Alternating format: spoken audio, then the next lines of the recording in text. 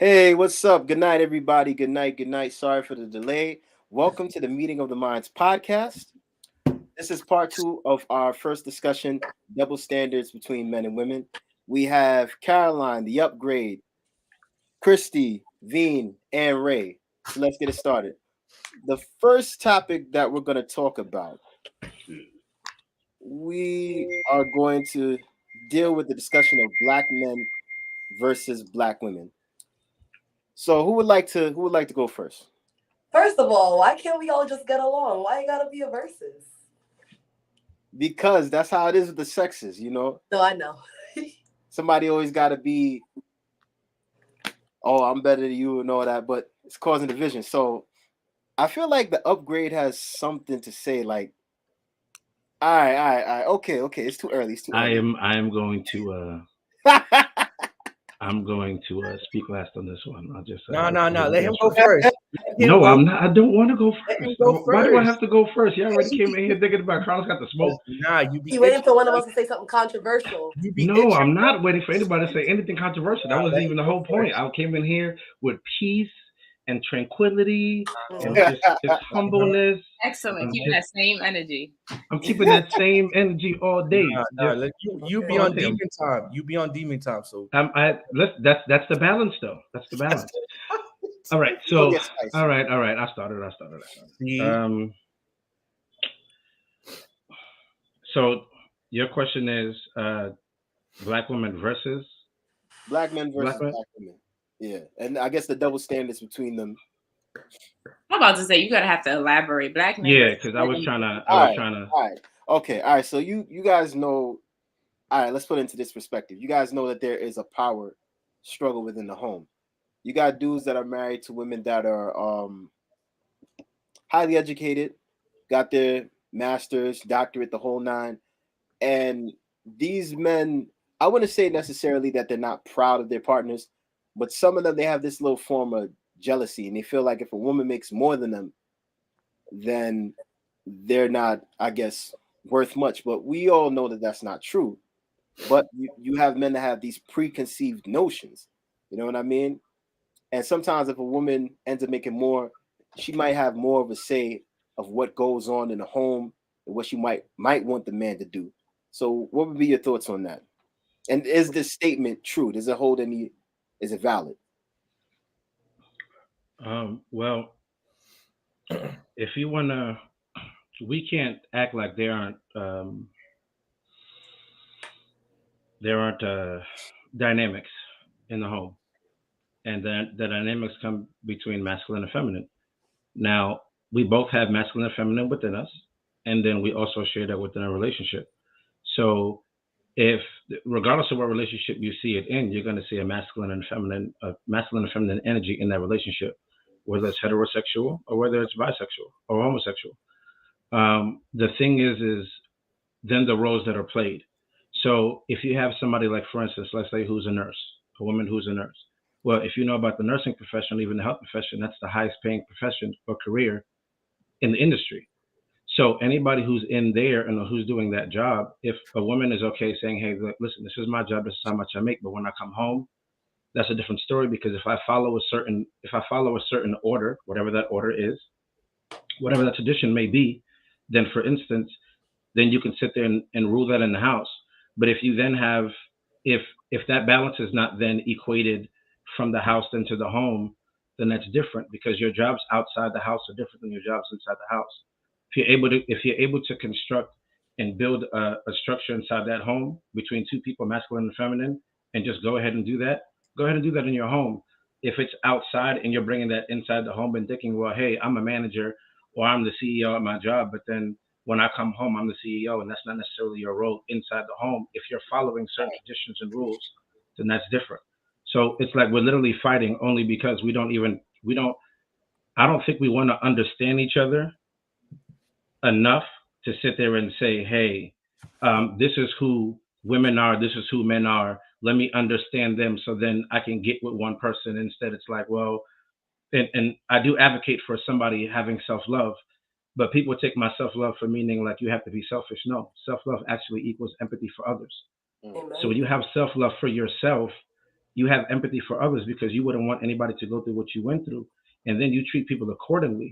Because now when it becomes and when it becomes black men and black women, you're not gonna you're gonna treat people accordingly to how they treat you. You have some females who they want to be in relationships, just how they present themselves, exactly how you're gonna go in there.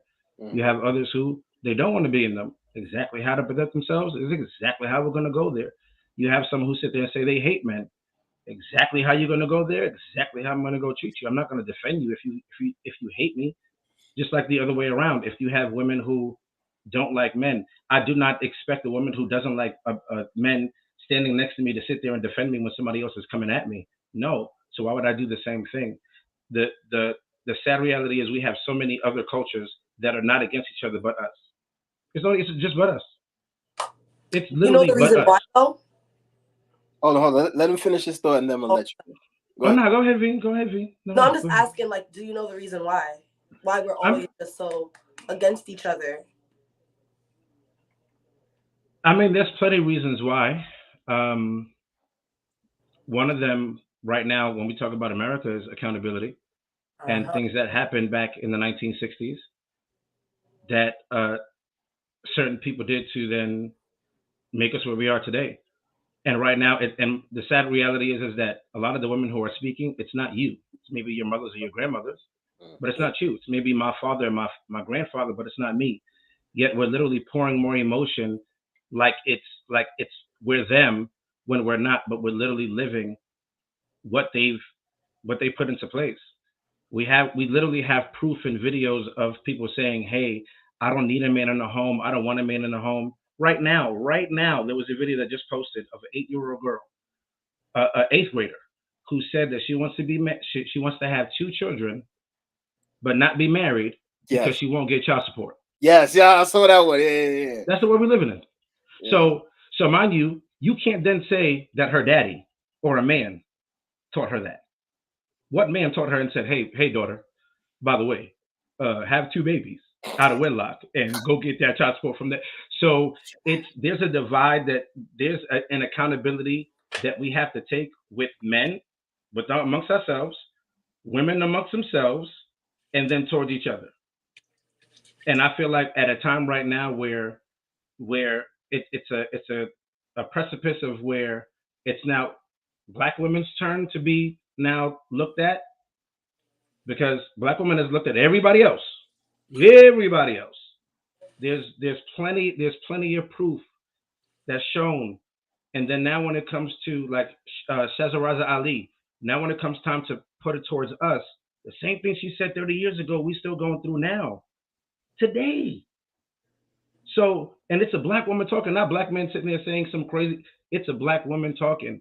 And all she's saying is, hey, have accountability for what we're doing, because if we can't become together, we're going to be divided. And if we're going to be divided, how can you understand someone else if you don't want to understand, number one, yourself, and then the other person? Oh, I'm okay to understand myself, but I don't need to understand men. Forget men what they do. You know how many men sit there and work every day and bust their ass to do what they do, but they're not respected because of the jobs or the money that they have. But look at Pablo and look at Maria, and Pablo outside making coins. As soon as he walk in the house, Pablo's still king. Pablo is still king. And then when Pablo, 10 years later, becomes king, which means he has now his own business, he got people under him, that's because his woman was right next to him. Us, after a year or two, what you doing? You ain't doing nothing? Nah. But that's because a lot of women also, y'all choose the wrong men. Y'all choose SpongeBob's. You choose a whole bunch of SpongeBob's and Patrick's, and then y'all want to sit there and get mad when you ain't got the Mr. Krab. Mr. Krab wants the bread. Mr. Krab with the dough. SpongeBob wants to literally sit there and flip burgers all day, and that's all he want to do. And then y'all get mad and upset when SpongeBob don't want to be the manager or don't want to be Mr. Krabby Patty. That's the divide that we have when we have men who want to sit there and go after the BBLs instead of going after women who are intellectual and women who are going to sit there and literally inspire you to become the best man you're going to go be. That's the issue. So there's plenty of issues that we have. The thing is that are we ready to have that accountable talk amongst each other, put all of these things on the list and say, hey, listen, you know what? Yeah, maybe my mama, my grandmama was wrong. Maybe I might be wrong right now in this generation, Let's go ahead and try to fix it. I have kids. I do what I do just so that my daughters and my son don't end up like either my old self or the women who are outside running around crazy. That's the responsibility. That's the responsibility I have as a father. So I do these things and I have these conversations because I don't want them to end up being my son to end up being an old man who is not in a relationship, who never had children, or my daughters end up being alone with a dog or a cat or just by themselves with the Golden Girls talking about thank you for being a friend. No. Listen. Just saying no, I'm out now. Listen. You brought up a lot of interesting points, and I feel like a lot of what you said just highlights the importance of therapy, healing, okay, and breaking generational curses. We can go all the way back. This is from slavery days. Black men and Black women have been pitted against each other since we landed in this country. You understand what I'm saying? There are a lot of like single family homes, women slaving themselves, doing the role of a man and a woman, you know what I'm saying, a father and mother together. Young women are being brought up. They don't understand, what it is to have a male in their life. So that when they go out into the world, they start dating. They're looking for the man with the big racks, the big, this and that. And they're looking for these things. And it's nothing wrong with looking for, stability and stuff like that. But they're looking for things that they see that their mother really wanted, or the things that their mother really tried to strive for and they couldn't get by themselves. They have no role models. They don't understand what it looks like. They're not really getting help, you know what I'm saying, like that. And they're just going to these, like you said, these SpongeBobs or whatever the situation is, you know what I'm saying? The guys that are flipping burgers, they like belittling them and stuff like that because they were belittled and they're seeing these things in their home. So they're bringing it into their future relationships. And this goes on and on and on and on, generation after generation after generation. And then we give these people on social media podcasts and they go on like, oh, I don't need a man. I don't need this. But if I do, I do this, and this. And then you ask them, who were you raised by? Oh, my mommy and my grandmother. And 9 times out of 10, they were bitter old women, not to degrade anybody, but they're bitter because they've been through so much hurt and trauma and pain, not just by the men in their lives, but everybody. They've literally been given like government cheese. You know what I'm saying? Not just physically, but also spiritually, emotionally, mentally. That's why I'm really passionate about, psychology and, helping the Black community, because there's so much like we can unpack just in this conversation, just with the dynamic. We need to understand that, it's different for everybody, but we can definitely have a balance. You know what I'm saying? Definitely have a balance. My degree is in psychology. Hey! So the reason why I do what I do is in psychology. I try to understand why we do what we do, why we talk the way we talk, why we are. I thought it was. No, you just thought it was off the dome. No, nah. My degree's in psychology, and then I've studied psychology ever since. So just the mind, how it works, the power dynamics between men and women, because we have to understand why we're in the situation that we're in today. Yeah.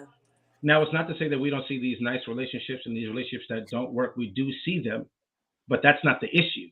The issue is that the ones that don't work. The issue is the ones that when you see the eighth grader who wants to have, 2 babies and just child support, that's the issue.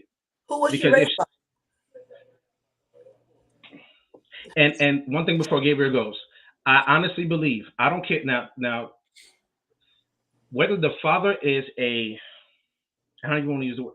What is the father? I'm going to use the word of purpose. Well, I don't use the word bad because bad is different. Whether the father is, let me just say, quote unquote, wrong for the child, right? That child should still know. That child, definitely if it's a boy, should make that decision and say, you know what, I don't want to be like him. Oh. Because instead, then we have them just being like whoever they see inside the home, whatever they're seeing inside the home. So even if they're negative traits, it's like, yo, I don't want to be like that dude. Or if I do this, that boy is still going to turn into a man who's going to sit there and change in his ways. It's just all about then how it's structured. So a lot of times when we talk about like women just raising just kids by themselves. Is it hard? Yes. Is it difficult? Yes. But that's the reality of today. Why is it there? I don't think mothers intentionally decide to raise their kids alone. Most times it just ends up being that way for one reason or another. Go ahead, Gabriel. I'm sorry I interrupted, but go ahead.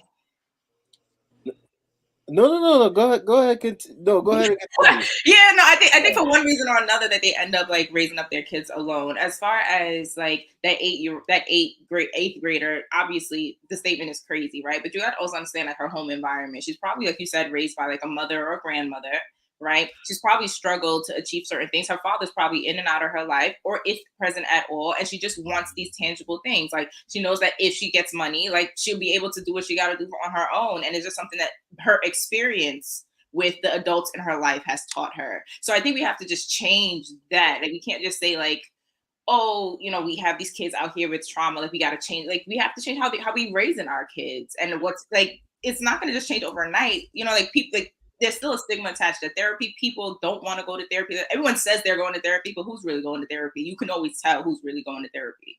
And that's like Vivi was saying, is really important to break these trauma bonds and like all of these kind of like psychological bonding that we have on our community. It's rough out here. I agree. And it also transcends, like, because that eighth grader, right, is going to grow up to be an adult out here in this dating world, and she's going to make these decisions. She's going to hurt a couple people, but she's also going to be hurt by others. And what are we going to say for those men, for those boys who have grown up in households without like a male father figure, right, to inflict that pain on her? And the cycle is just going to continue until we start holding our kids, are holding ourselves accountable. Nothing's going to change as much as we want it to. Right, and I definitely agree. But before that, you did say, let Gabriel go. Go ahead, Gabriel, because I just want to respond to what you said. She did say something, though, and I was just, go ahead, Gabriel. I'm just going to remember what I said. All right, so there are 3 different points that I want to make, right? Now, Veen said something about Black men and women having these problems since the times of slavery, right? Yes. Now we know. Hold on, my bad. Hold on. He finally get the floor, and then while he does that, okay, now he's back. Sorry, I'm back. My alarm went off on my phone. Oh, okay. All right, so what I was gonna say, right, is that yes, these problems have been going on for a long time. We remember how Black men were separated from their children. We know about buck breaking. We know how these Black women were raped by white slave masters. You know what I mean? But the other thing that that I wanted to say is that we have a lot of people out here that will be like, oh, it's Black men and women are responsible for the hurt that they've caused themselves. And I wouldn't say that necessarily. I would say that, we can start the healing process, but if you're not talking to your partner and being like, yo, we need to fix things, or you're telling somebody like you need to go and see a therapist, or let's just go together, it's not going to work. Like, you got people out here, these I call them sellout Negroes. Who? I'll tell you. Let me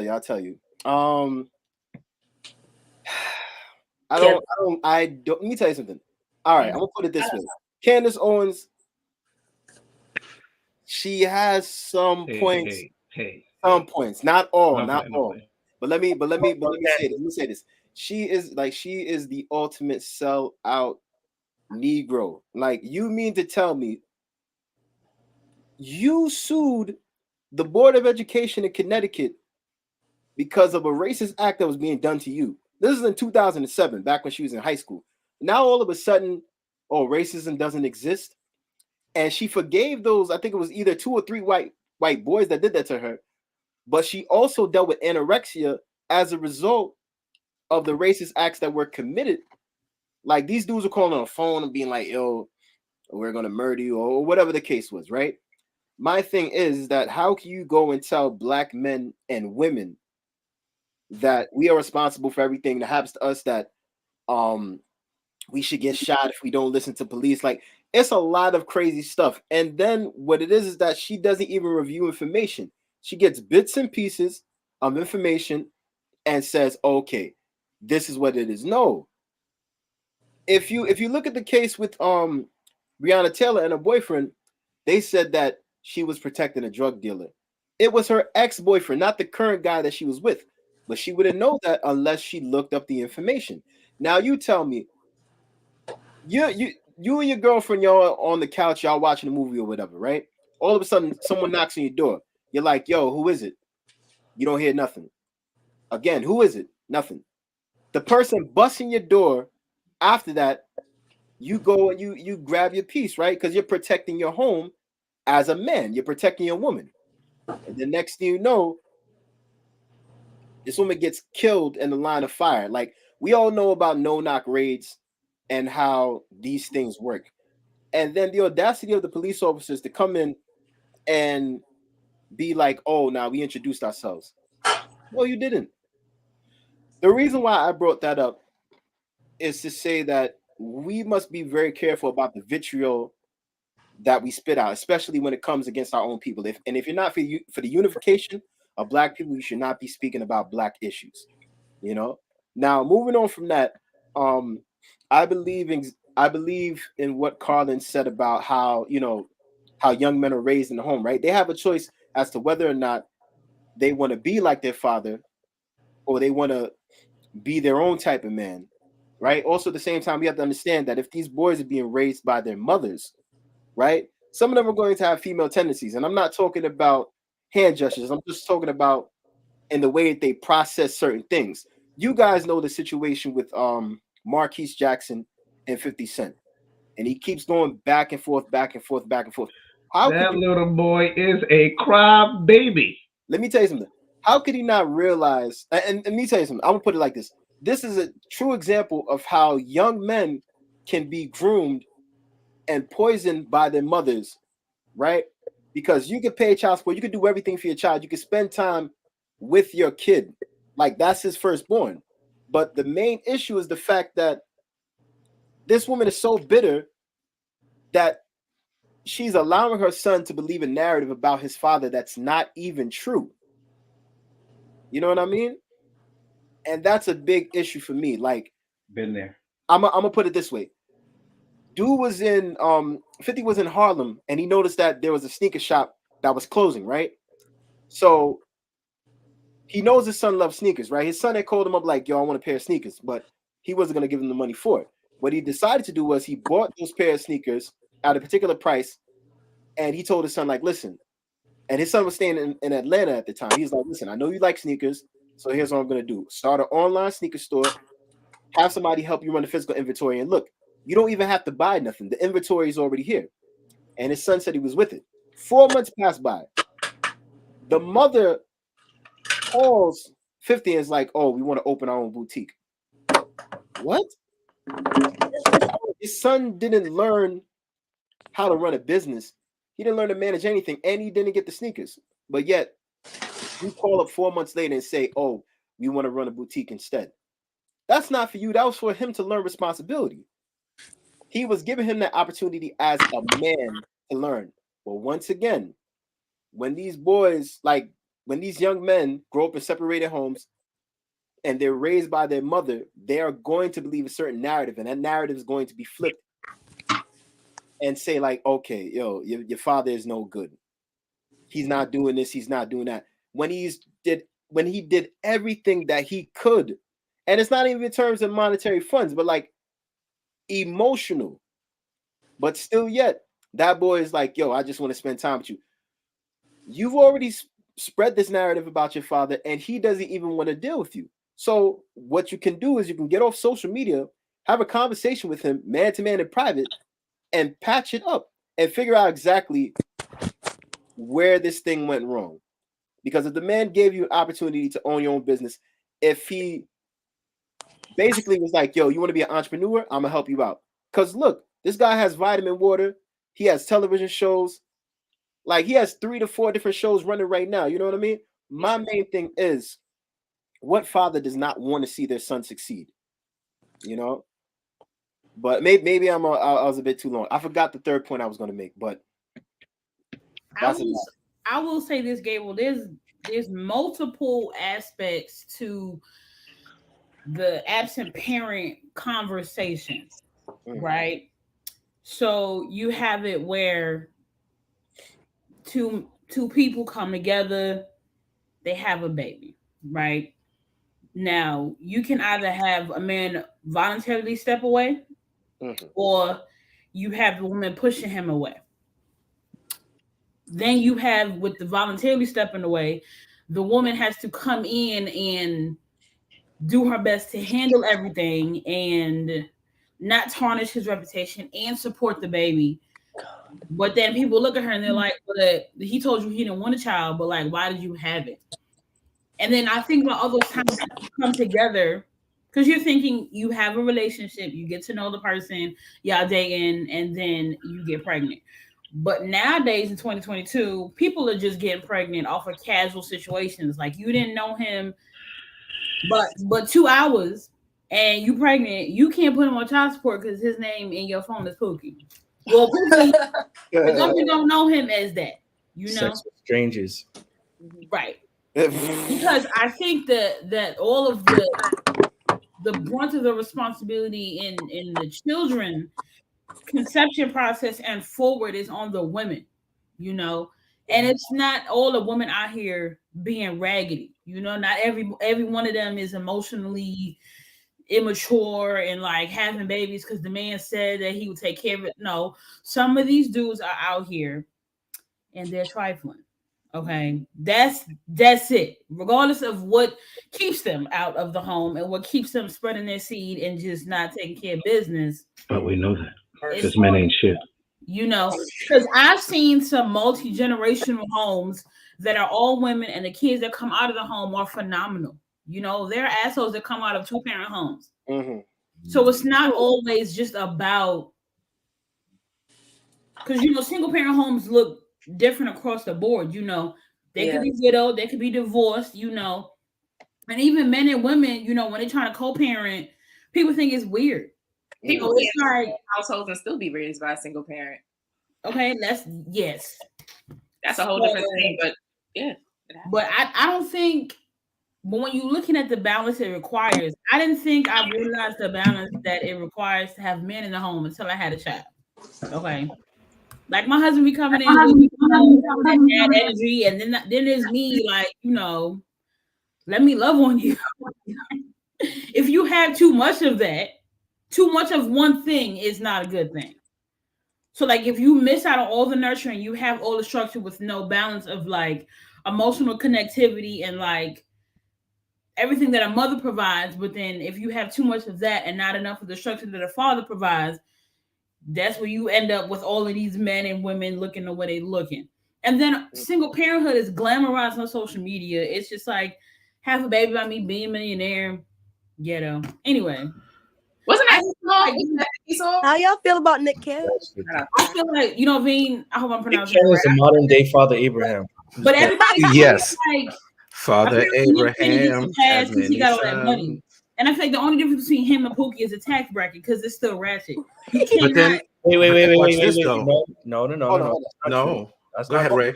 Because Future is a Pookie though. NBA YoungBoy is a Pookie though. Oh, she asked about Nick Cannon. They all of them. But all of them are Pookies. No, okay, so question. So is Pookie? So does Pookie has nothing to do with money? No, I don't think it has to do with money. Behavior. It's Pookie's about behavior. So okay, so question. So then is there a difference with the Pookie who can literally stabilize their children? Because you have to here's where you're not getting the accountability. Look at all the women who chose to lay with them and still choose to have children with them. So at the end of the day, it is the women who know, hey, listen, this person, at the end of the day, I'm going to have a bag. My children are going to be secure and they're going to be fine. We have to realize and look at King Solomon. Look at David. How many wives did David? Upgrade. See the issue that I have, and these we getting started tonight. Well, we are. The issue that I have is that people are not allowing me to look at both sides of the coin. They are both. Everybody is trifling. Everybody trifling, yeah. Because people keep asking, like the women. Like, Future has 17 kids and has another one. Everybody's nasty. Everybody. And they don't say men and shit. And they will continue to everybody. But the difference though is that you see these men that have these children. These men that have these children have the means to take care of these children, even if It they, is even still- if Emotionally as wait, well, wait. though. it doesn't. Emotionally as well. Hold So then let's go back to the Bible. Then let's go on, back Just to let's go back to financially? be fruitful and Wait, wait. multiply. Let's go Hold back on, to hold take on. care of No, your. no, Let's no. go back to be One able to take care person, of. though. Hold on. Let Carlos speak. Wait. Let Carlos So hold on. Carlos, So you mean to tell me? I forgot the verse, man. Somebody literally brought up the verse the other day, and I so forgot. I should have wrote it down for The this original conversation. design of the family is not Pookie and Nick Cannon and NBA YoungBoy and Future. How do you know their lives outside of Are they married to what these you young see? How do you ladies? know that they're not with their children? Multiple, like they don't see their children. So Collins, why you Because don't Nick have more Cannon children? is stressed. I have Nick to. Because Why don't I have more children? nurturing That's Hold his on, hold on. gift. is Wait, not wait, a wait. one-day Because they're activity. expensive. Wait. Stop. Let Hold the on. man speak. Okay. Let him speak, please. It's Go ahead, it Carlos. can be expensive. Hold on, hold They're on. not Wait. expensive. They Hold can on, pay hold for on. them. Hold on. The Pookies in the hood can't. Nick Cannon. Ray, let him speak. Hold on. Nick Go ahead. Cannon cannot physically be in 10 different households at the same time. Here. Amen. He can't. Whether he has a harem of women, whether he has a mansion where all his baby mothers and children can live together, he cannot physically do it. The man is on TV. The man is on radio. The man is also on the internet. There is no way that he can be a part of his children's Okay. life every single day. Go ahead. So, my daddy is he's a Rolling Stone. He's a Rolling Stone. You're not going to use your daddy. No. Pay attention. Very clear. Pay attention. This is one of the only times I might make it even like personal for a reason. Mhm. So my daddy's a Rolling Stone, right? 12 kids, 11 baby mamas, right? Mercy. Now, at one point in time when I was younger, I was upset and I was mad. Upset and mad that I had, younger siblings. How come you don't stay with my mama? When I got older, one thing I realized was, I'm alive. I'm still alive. I am able to sit there and have a conversation with y'all right now, whether or not my mama and my daddy stayed together, whether or not he had other children. I am alive. Whatever God's purpose was to make children, I'm alive. When my sibling was upset at my daddy, I had to sit there and let them realize, regardless if he's in your life right now or not, you are alive. Now you can make that relationship real. Now, mind you, could he have had a kingdom where all his children were in the same house? Yes, because all these men can do that. Do they choose to? No. The answer is no. But Do these men have the money? Do these men have the money like they do in Africa to go and house all their women in the same houses with their children? The answer is yes. In America, we don't. Because even in still, there's still that division where the woman will sit there and say, "Oh, you got the money." Like, what's her name? Kylie. What's the one that with the basketball player that got pregnant and then got divorced 2 months after? Brittany Renner. That's the mentality that these women have. So you got the bread. I know that I'm gonna get a kid from you. Then soon after, I'm gonna go. There's not where it is in the other cultures where the women are like, you know what, we're gonna build this kingdom together. We're all gonna be in the same home. We're gonna practice certain things. We're gonna I think do part this of that thing. though. I think part of that is because monogamy is like pretty much celebrated over here, and Right. they have And that that is a farce. but like they multiple wives. They have that whole situation that's normalized over there. So the culture is completely different. So you compare apples and oranges when you bring that up. But mind you, but here's the thing though. I can compare apples and oranges, but the thing is that the oranges work though on the other side. I like both. So our apples might not work on this side. No, you're making excuses for Pookies and Day-Days though. I'm not making no because here's the thing though. Here's the thing. One mic. No way. Okay, Somebody said something how about am I making monogamy, right? excuses? How am I Somebody making said something about excuses? monogamy, right? Yeah, I did. And we talking about other cultures, right? Uh-huh. I think when we're talking about monogamy versus other relationships / family styles, we're not talking about like all it encompasses in other cultures because it's still not representative of what we're doing here in America. When a man, from my understanding and my cultural, experiences in school and reading and writing and whatever, I don't have a little psychology education, but a little something. But when you're talking about like a man providing for his wives and his children, they're all living together, providing together, pooling their resources together. You having multiple hood wives is not the same equivalent of somebody in Dubai having multiple wives and multiple children. Because they People literally think polygamy is all about sex. They don't even. No, but you see, that's the whole thing, though. It's not. It's really not. For those who are ignorant, it's just about sex. For those who are not ignorant, it's not just about sex. It's about kingdom building. That's number one. Yes, but number these two, men are not kingdom building minded. These guys are I mean, poor. right? I So can't okay, speak so for then, Nick Cannon. Nick Cannon so might then be let me on get. the- So Yeah, then, I can't speak so for him. then- I feel like he has a different thing in one mind. mic. so then, One mic. let me get to here. If that is the case, so let me ask you a question: are Planned Parenthoods existing in America, regardless of Roe and Wade right now? Are Planned Parenthood existing in America? Yes or no? Okay. Wait, I'm So, sorry. Are How Planned? did he jump to Listen, Planned no. Parenthood? Here's the reason. I'm getting to it. I'm Let him getting speak. to it. I bring that smoke. I'm getting to it. Okay. So, if that's the case, right? Uh-huh. Pay attention very clearly. Men don't choose their baby mamas. Cap. Baby mothers. If that was the case, pay No, attention. no, sir. Stop. If that was the case, how many children would not be aborted right now? Let's stop the cap. How many women have chose to sit there and abort children because they didn't like a certain man or they didn't like a certain situation, and then now when it comes to a certain level, a certain time, I'm not talking about all women, I'm talking about a circumstantial moment. You mean to tell me right now that women do not choose because there are not women who go to the abortion clinics and say, I don't want to have children, whether it's for the father or not. Women choose. Those women choose. They know who they're getting impregnated by. Because they choose, does that negate the fact that these men still ejaculated in them and caused the I never said that. I'm an accountability person. So, okay, so I've never said that. No. I'm an accountability person. Wait. Because the men sow their seed inside of women. I've never said. Didn't I just say men ain't shit? I've said over and over men ain't shit. Nah, bro. I've said men ain't shit. The argument here was about multiple children from multiple different women. We asked, is there a way for a man to emotionally, help his children, multiple children, on a consistent?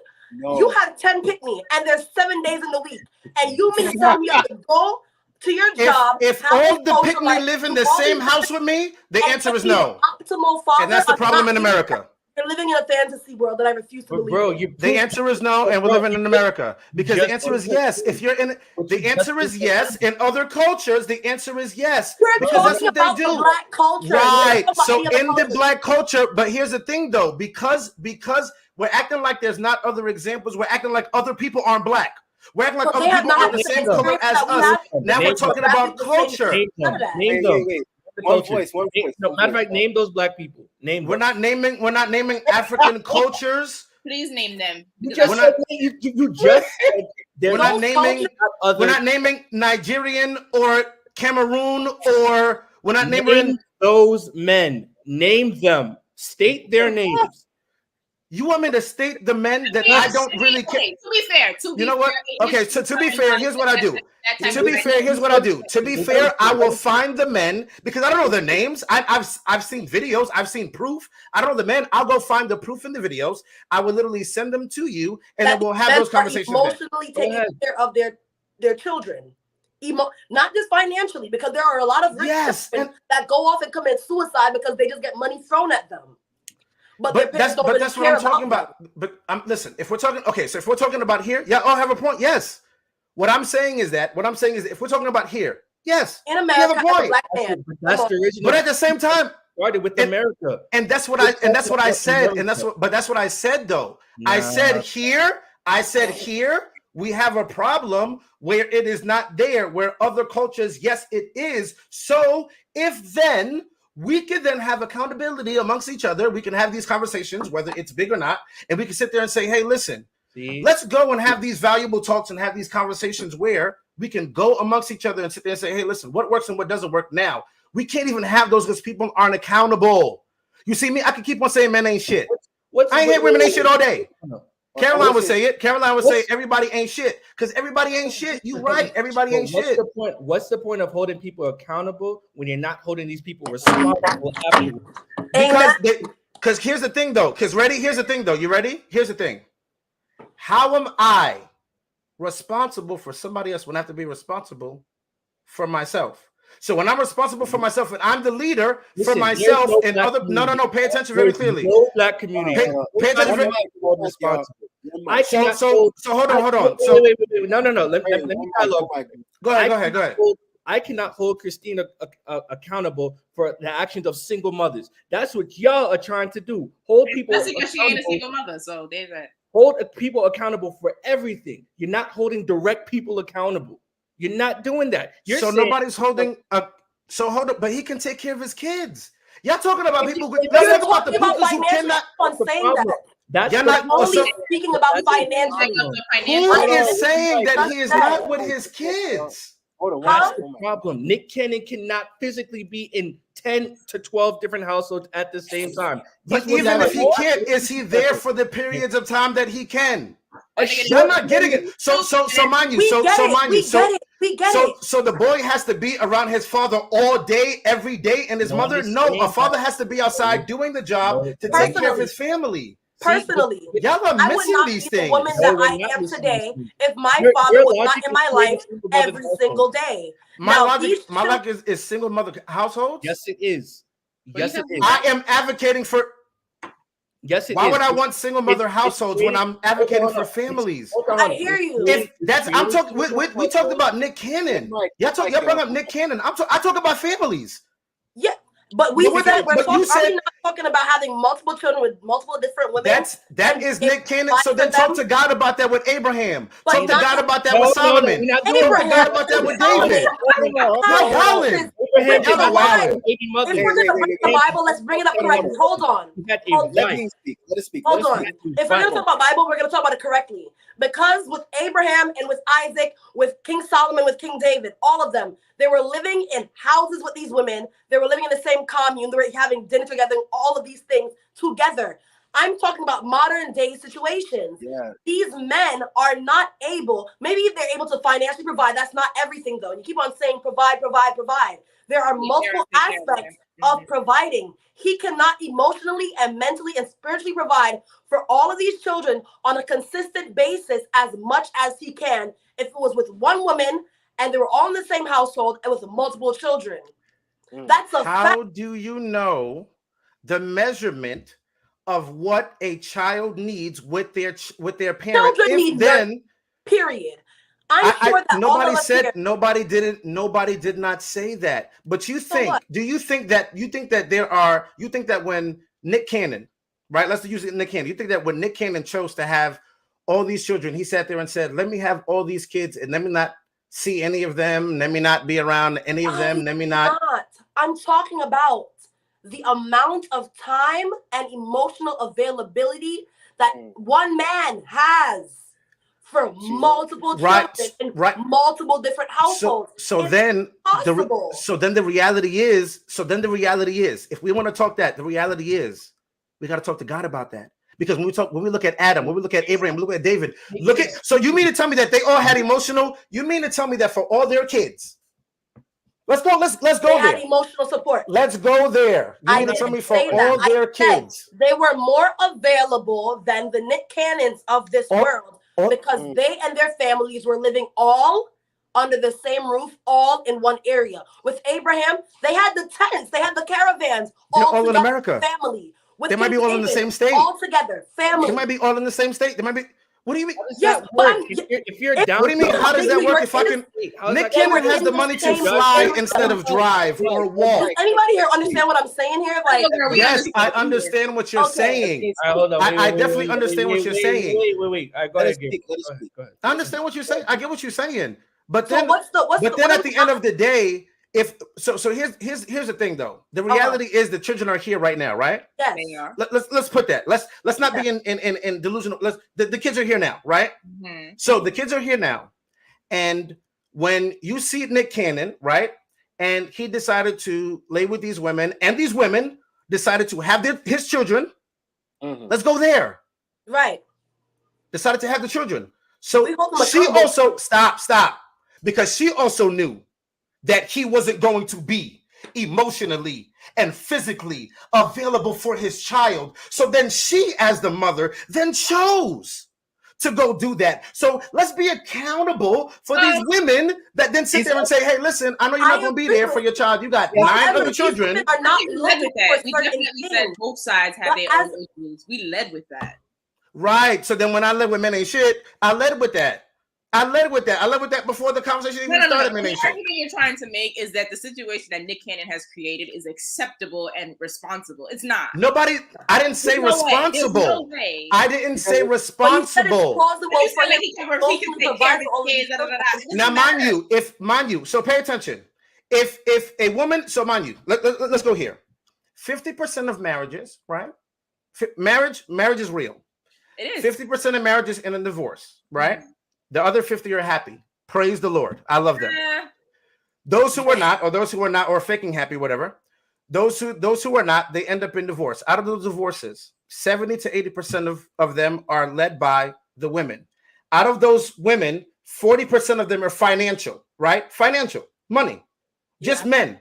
When you hear these men, now mind you, what's crazy is right now we have an influx of men who are making buku's amount of money, and the women are still leaving them. Just buku's. Right. So mind you, when then it goes to the money, right? When you hear some of these women like this 8th grader who says, hey, listen, I want to sit there and I want to go and I want to get just the money, right? Now you have to realize that some men are now waking up to realize, okay, if this is it, and this is one of the only ways I can have children, because think about it. If I'm rich, right? I not got my bread. Ain't nobody come up with me. The person who came up with me, Mariah, we divorced now. You know what I'm saying? We haven't bread together. We had kids or whatever. Nobody's coming up with me. Who am I now trusting with this money except for now the legacy that I can now provide? Definitely for somebody who can't now outlive their lives. So you can't tell what a man is not doing and what's doing. I'm not saying it's responsible. I'm not saying it's responsible. I never said it was responsible. I never said it was responsible. I never said making excuses for Pookies and Day Days. Nobody, no, I'm making an excuse for somebody like Nick Cannon, not a Pookie and a Ray, because Pookie and a Ray can't take care of their kids. That's the difference. Y'all talking about people who can't take care of their kids, and they're comparing them to kids with people who can take care of their kids and put them in the same group. They're not the same people. I think the point because somebody like Nick Cannon's gonna go take care of his kids. The finance is the okay. So just to go back to the point where we were talking about how now maybe Future might be a Pookie, but not a Nick Cannon. Money and we're talking about her household and how it's probably a lack of a male figure, or someone who's present and available for her to support her. And we're talking about situations where single mother households and things of that nature, like for whatever reason they broke up. It's not only a financial issue. Yes, that's what came up and out of that 8th grader's mouth. But how do you fix that, right? You fix that by having a stable male representative in the home, preferably her father, right? But the argument that we're trying to make is although Nick Cannon can financially provide for all of his kids, he cannot physically be that presence and that support in that home the way that a child needs. Like he has way too many, and right. I know all them women is not living on the same commune. Right, but here's the reality. The reality is the kids are here and it's happening now. So because it is, I'm agreeing with y'all. That's really I'm agreeing with y'all, and I'm saying yes. I'm agreeing with you and saying yes, but the difference is now with somebody like Nick Cannon who has the money, right? Who has the money to not only financially provide a stable and safe place for his children to live, and also, hey, I'm able to hop on a plane, wherever, my G4, whatever, and go, compared to a Pookie who can't even sit there and pay child support for his child. The mother is literally a single parent. The mother is literally doing everything by herself. The man is not there. He is sit there, literally dozed off his sperm and shot it off to the club to everybody. Everybody got it, but he's not sitting there providing for his children. That's the difference between a Pookie and somebody like Nick Cannon. Okay. That's somebody like a Pookie and it's somebody like a Future, because listen, at the end of the day, when you look at a Future, these women sat there and said, hey, listen, like, let's go to Drake. I think Future is providing for his children now. Right, he is. But let's go to Drake. But let's go to somebody like Drake, right? Drake, who the female got caught in the bathroom getting the condom to go and impregnate herself. This is real life. Men have to sit there and be careful with their seed because you don't know what women are going to go do. So at the end of the day, seed is safe, to be honest with you. Say what? I think the average Joe, his seed is really safe. Like it's the average Joe is safe. The average Joe is safe. The simp is safe. You're talking about like the 1%. Even the feminists are safe. The 1%, really? Not even the one. No, it's like probably the 20. I got a whole It's 20. Say, I'm waiting. It's not one. Okay, Gabriel. 20% of men get the poom poom. Insane amount of money.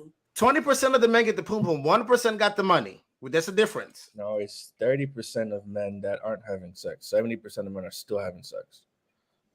Oh, what? If that was the case, all these incels and all these other shows wouldn't exist. We wouldn't be having this conversation right now. Incels have existed since I was in high school, so let's not even go. I mean, incels existed before we even existed. Exactly. So what do we?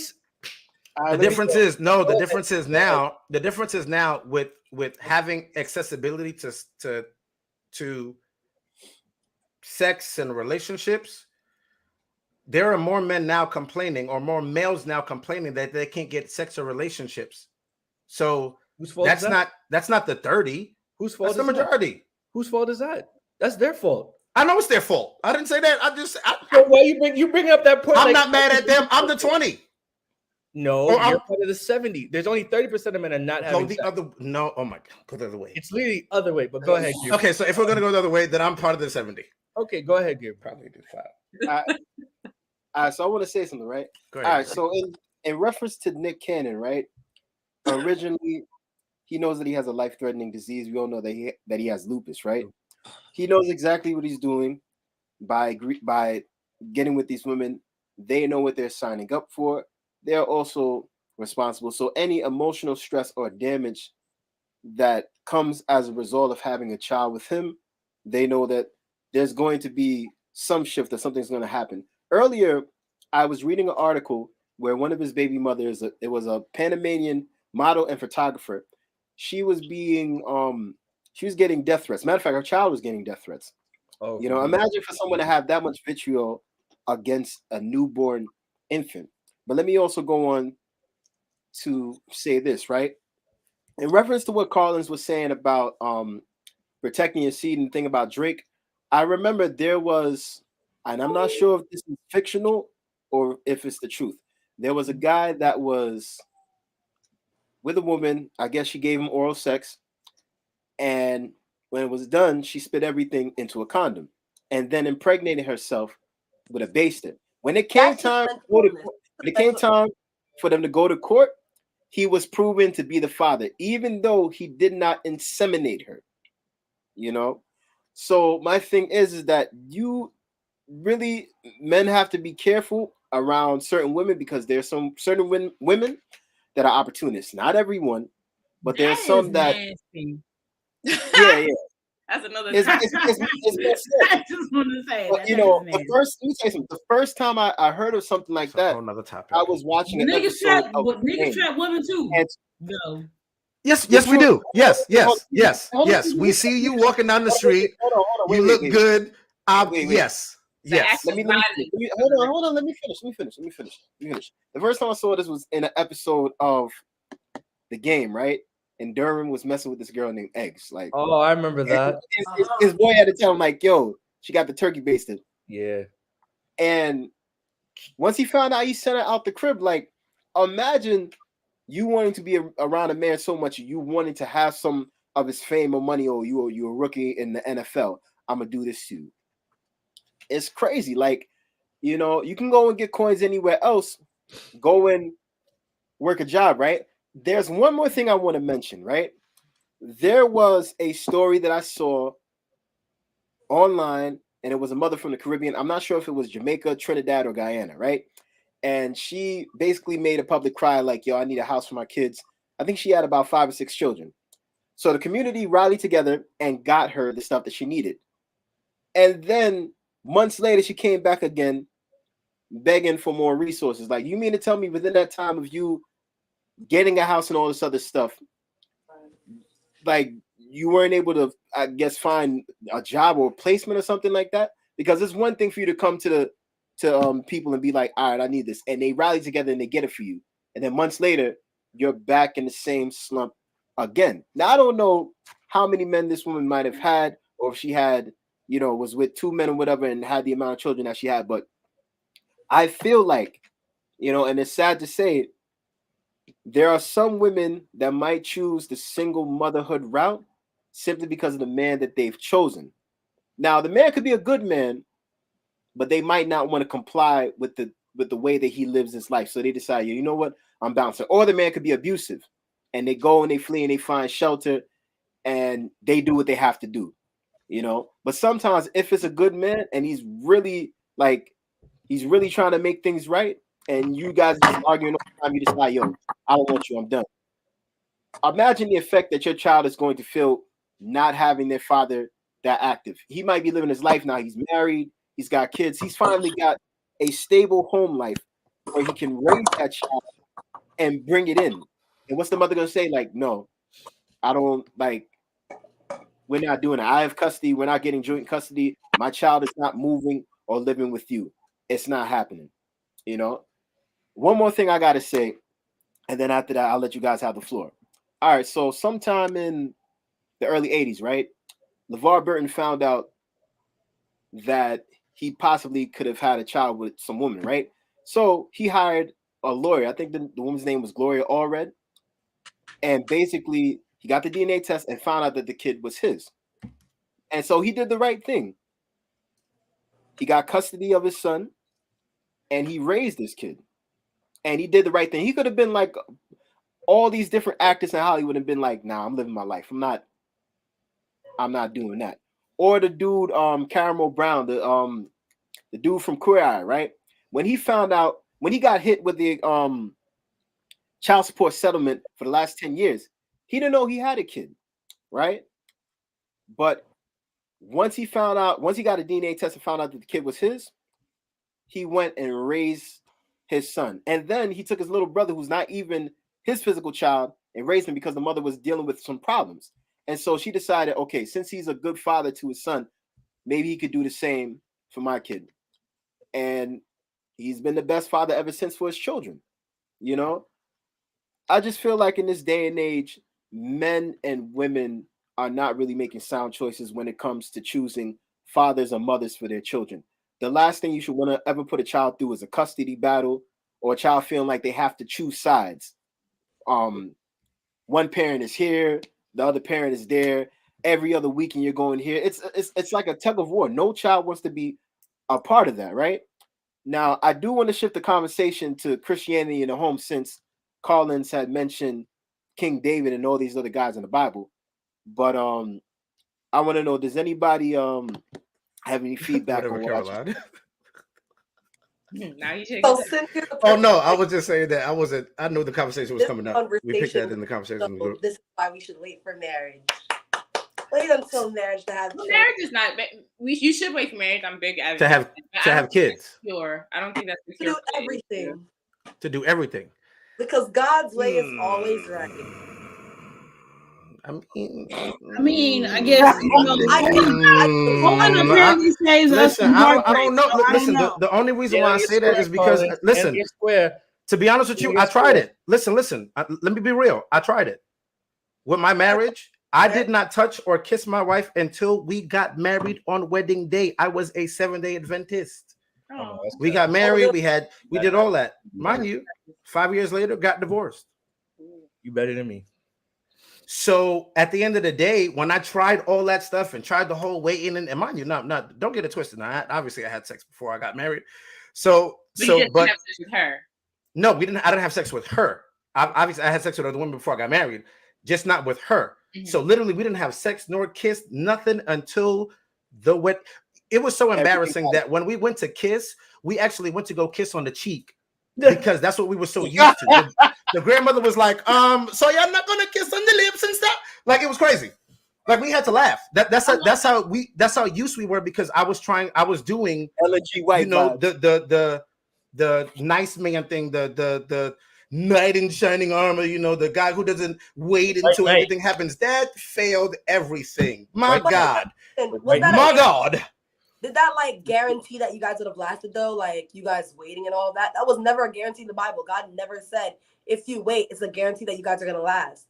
Well, you see, that's the thing. But you see, people argue about Paul and say Paul says to wait until marriage, but that was a suggestion from Paul.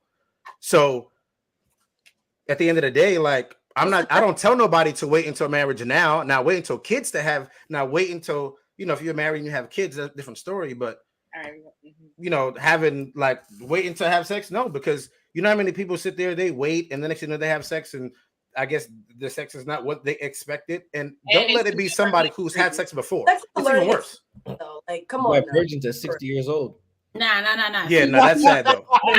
Now the virgins that are 60 years old, that's sad. That at somewhere, somehow, you mean to tell me that God ain't sent you? Nope. Let me stop. Let me just who said it was God though? Like, right? It could have been something else. Oh, no, don't. Oh, you know what? Let me not do that. My only issue with that mindset. Go ahead. One voice. My only issue with that mindset is I don't have a problem with doing people doing what do before marriage, because that's your business. You grown. My issue comes when you trying to test drive all the cars on the lot and you get mad at somebody whose transmission is different from the one you prefer. People are entering relationships and putting unrealistic expectations on people and making it their fault for not meeting that expectation that they gave to someone else that shouldn't have to carry it. Right. You was out here dealing with all the hood dudes who couldn't do nothing for you, but what wham bam, thank you, man, from the chandelier. Now you went and got Mr. Nice Larry who worked 9 to 5 and make whatever, and he don't do that. Like, he not about to throw you up on the wall and choke you. Tired. Breathe no more. That's what he was doing. Well, he shouldn't be tired. Ladies, y'all, no matter what time it's available. I don't know what y'all talking about. Man ain't really tired. No, he is. It may not be these three men, but they know some men like this. Okay, below my voice. I want to hear this. But like, okay, so you tell your whole life, you out from the time that you first stick your dick in a vagina, right? You want the nastiest girl on the block, right? Who has no gag reflex and she's doing everything. All of that. No, I'm not done. We want to teach her. Let her finish. Go ahead, I ain't say that to you all night, Collins. Yo, chill, man. My bad. I thought I was on mute. I was talking to myself. And all of these things. You weren't on mute. So then you find the woman you want to marry, and then you look at her like, why you like this? Why you don't do it like her? And why you don't? That's the issue. When you out here just keep comparing. I'm not gonna lie. I'm all for women and sexual expressions. Okay. Whatever that means. Jane and Christy, it's a little scary when I saw them on Facebook and they wanted to start my usual shenanigans. And the girl is out here like, wait. Hold on. Let's speak. Go ahead. Or the one girl who says she could go weeks without having sex because she fucked so much when she was younger. Huh? Y'all Wait. faces changed. V and Chrissy's face changed. She was like, "What?" Like, I'm just surprised that she make that announcement. Like, you gotta tell people. Okay. Why don't we take? Wait. And as a guy who just been getting it from here, there, and everywhere from this girl and that girl, and like, why you doing this to me? And you don't love me apparently, so I could come back. So you want all of that, and then you get married, and it's just like, keep it going. As the only married person, I don't know who else is married here, but I'm married, and like that every day is not happening. I have a baby. It's not like, I don't know who y'all are talking to. I don't know what. It's not realistic. It's not realistic. And even prior to marriage, it wasn't happening. So y'all are here. No. Okay. And if you cheat on me, I might. Okay. Orange is not my color, but it might just work. She said, "I'm gonna make do." My family love my baby. They'll take him. But I'm just saying, like, you doing all of this with every and anybody. Okay, you condoms and protection and birth control is optional. You get married, and it's just like you have these same expectations, and it's just like, nah, but we got shit to do. Like, but that's not fair. People no. Okay, what's not fair, Raimundo? I'm saying okay. Look, right in my head, right? You're go back on mute. The upgrade. I'm not done. Wait, so Ray can say something, but when I say something, I got to go on mute. So Ray, you said I just repeated what Ray said. Okay, cool. So like when you're dating, right? And then when you get engaged, right? There most times, if you handle your business right, there are no children, right? There are no extra bills you got to manage, right? You get married. That 3, 4, 5 times every day of the week is not going to happen. Now Shorty is just like, nah, for like 3, 4 weeks, and she's not postpartum, she's not on her period, she's not depressed, there's nothing wrong with her. That's different. And then also you expecting that from her, you're not lightening her load. You don't deserve to get your dick wet. But that's another conversation. That's a whole okay. That's another conversation. Let's say she didn't work. Okay, but wait, be quiet, Carlins. I want Ray to respond. That's all I wanted to say. Let's just say she didn't work. That's it. This isn't fair because like a lot of women, they come online screaming, "Oh, if you want a free nut, you got to pay for it," and all this other stuff. You got Adina Howard saying that she want a freak, I mean, a Birkin bag man that will sex her from 6 to 6 in the morning and all that. Like, it's not fair. Because, it's not fair because like a lot of women, they come online and they spew all this rhetoric. Yeah, my pussy this good, and you got Glorilla saying, "Oh, pussy good, face whatever." It's just not like, too much of Glorilla, not Glory Hallelujah. Thank you. Glory Hallelujah. That's her real name. That's her name. But hold on. But see, yours is named Glory Hallelujah. Hold on. We can go back to like Destiny's Child when they said they wanted a soldier. You know what I'm saying? Like, yeah. What's the lyrics? They also said, "Can you pay my bills?" Exactly. So but if I can pay your bills, then why lack of accountability. But that's the thing though, because like a lot of women, right? They'll come on. Yes, preach, brother. Preach. They'll spew all this rhetoric, and then we as men, we take it in. Okay, so I gotta pay her bills, I gotta buy her bundle, I gotta buy her titties, I gotta buy her BBL, and all this other stuff, right? Who asked for that? Like, no, who asked for that? You talking about IG models? If you want an IG model, no, I'm not talking about IG. I'm not talking about IG. I just want mom to buy me food. Right? Like this is food and listen, stop. Okay, so I think we're also like getting really far from so you want food and money. I just want boom. Here's the thing, right? Here's the thing, right? I be in a lot of these Facebook groups. Caroline, you've been in some of them too, right?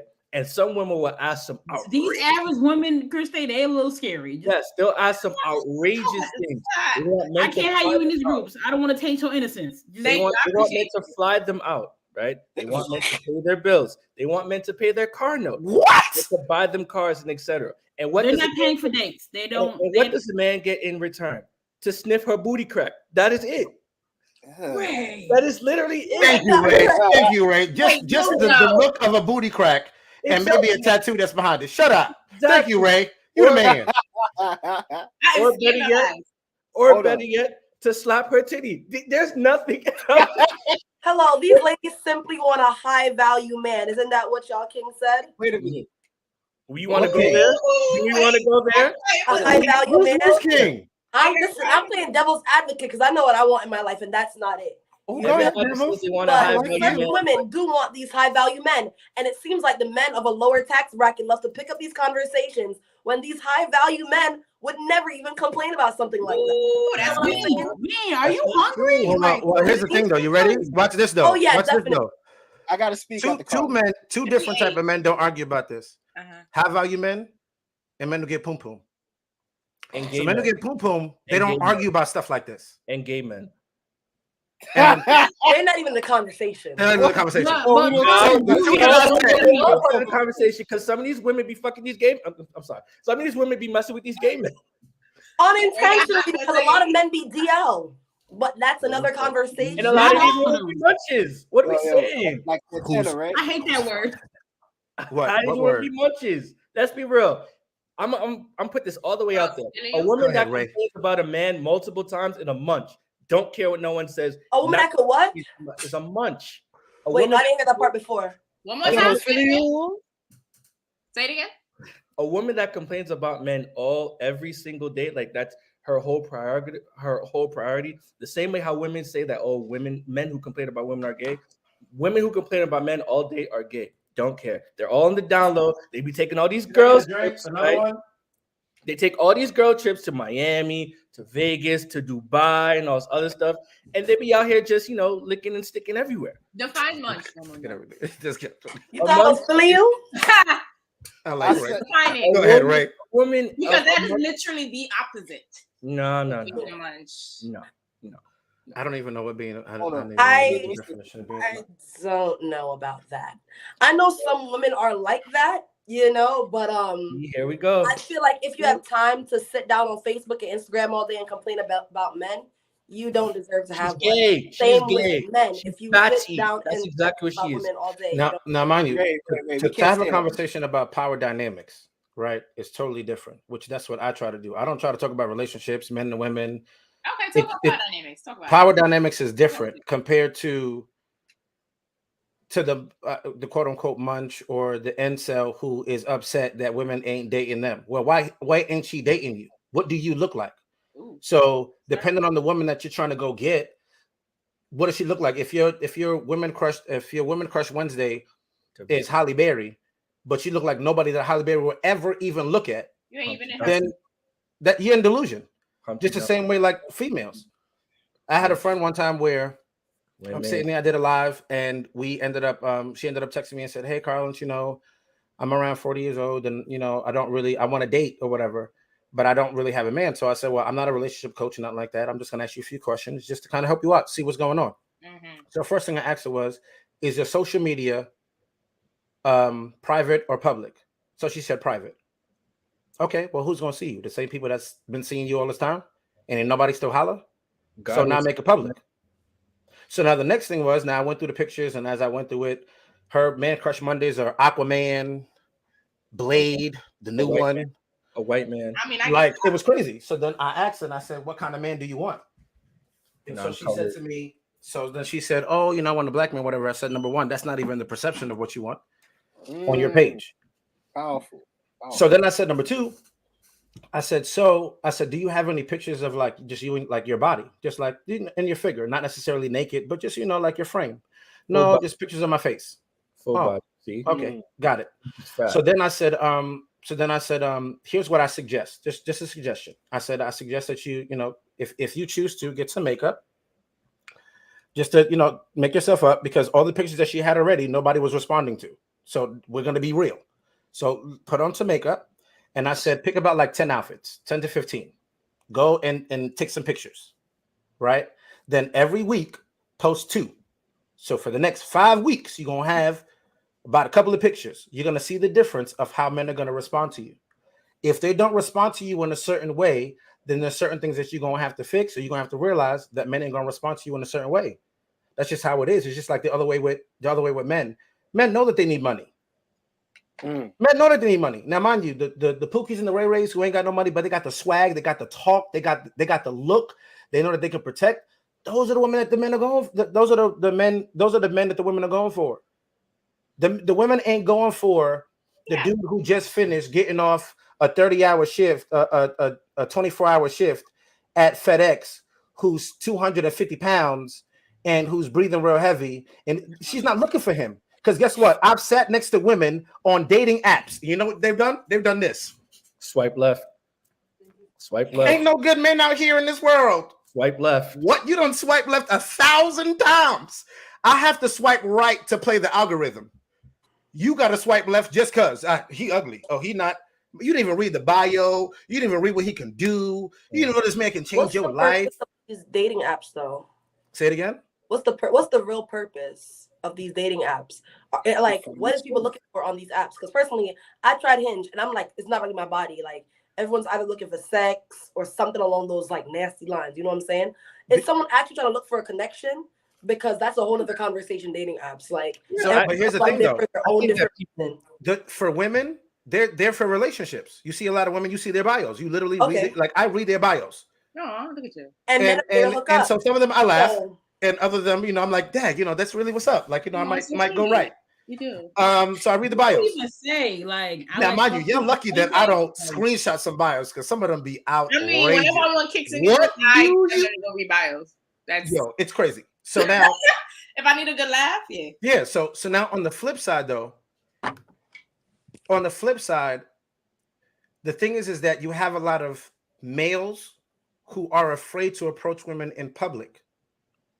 So when you see them on the dating site, and it's not a lot of women, but y'all can't front like they're not women out there who are selling their pussies on these dating apps.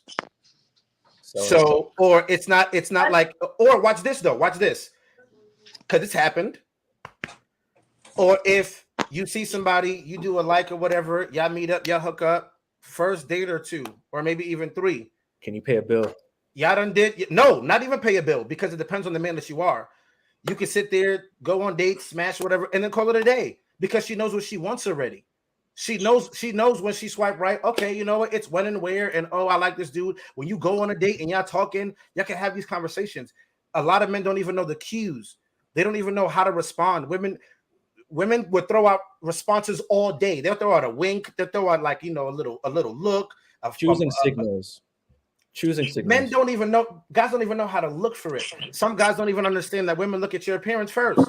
One time I was walking in the store buying new sneakers. The girl saw me. The outfit was fit. Just the sneakers were just bummed because I was buying new sneakers. She literally saw me. She looked at me. She smiled. She saw my sneakers and then walked away. And I was like, damn, girl, the sneakers? She was like, yep, the sneakers. I was like, damn, girl, the sneakers? The sneaker. And mind you, I was buying brand new sneakers in the store. So what then men need to do is men need to learn how to upgrade. Now, mind you, you ain't got to be, because one thing that I've learned is I hear women, I don't just really listen to y'all. Because here's why. It sounds like we know. No. Listen, pay attention. Pay attention. I observe.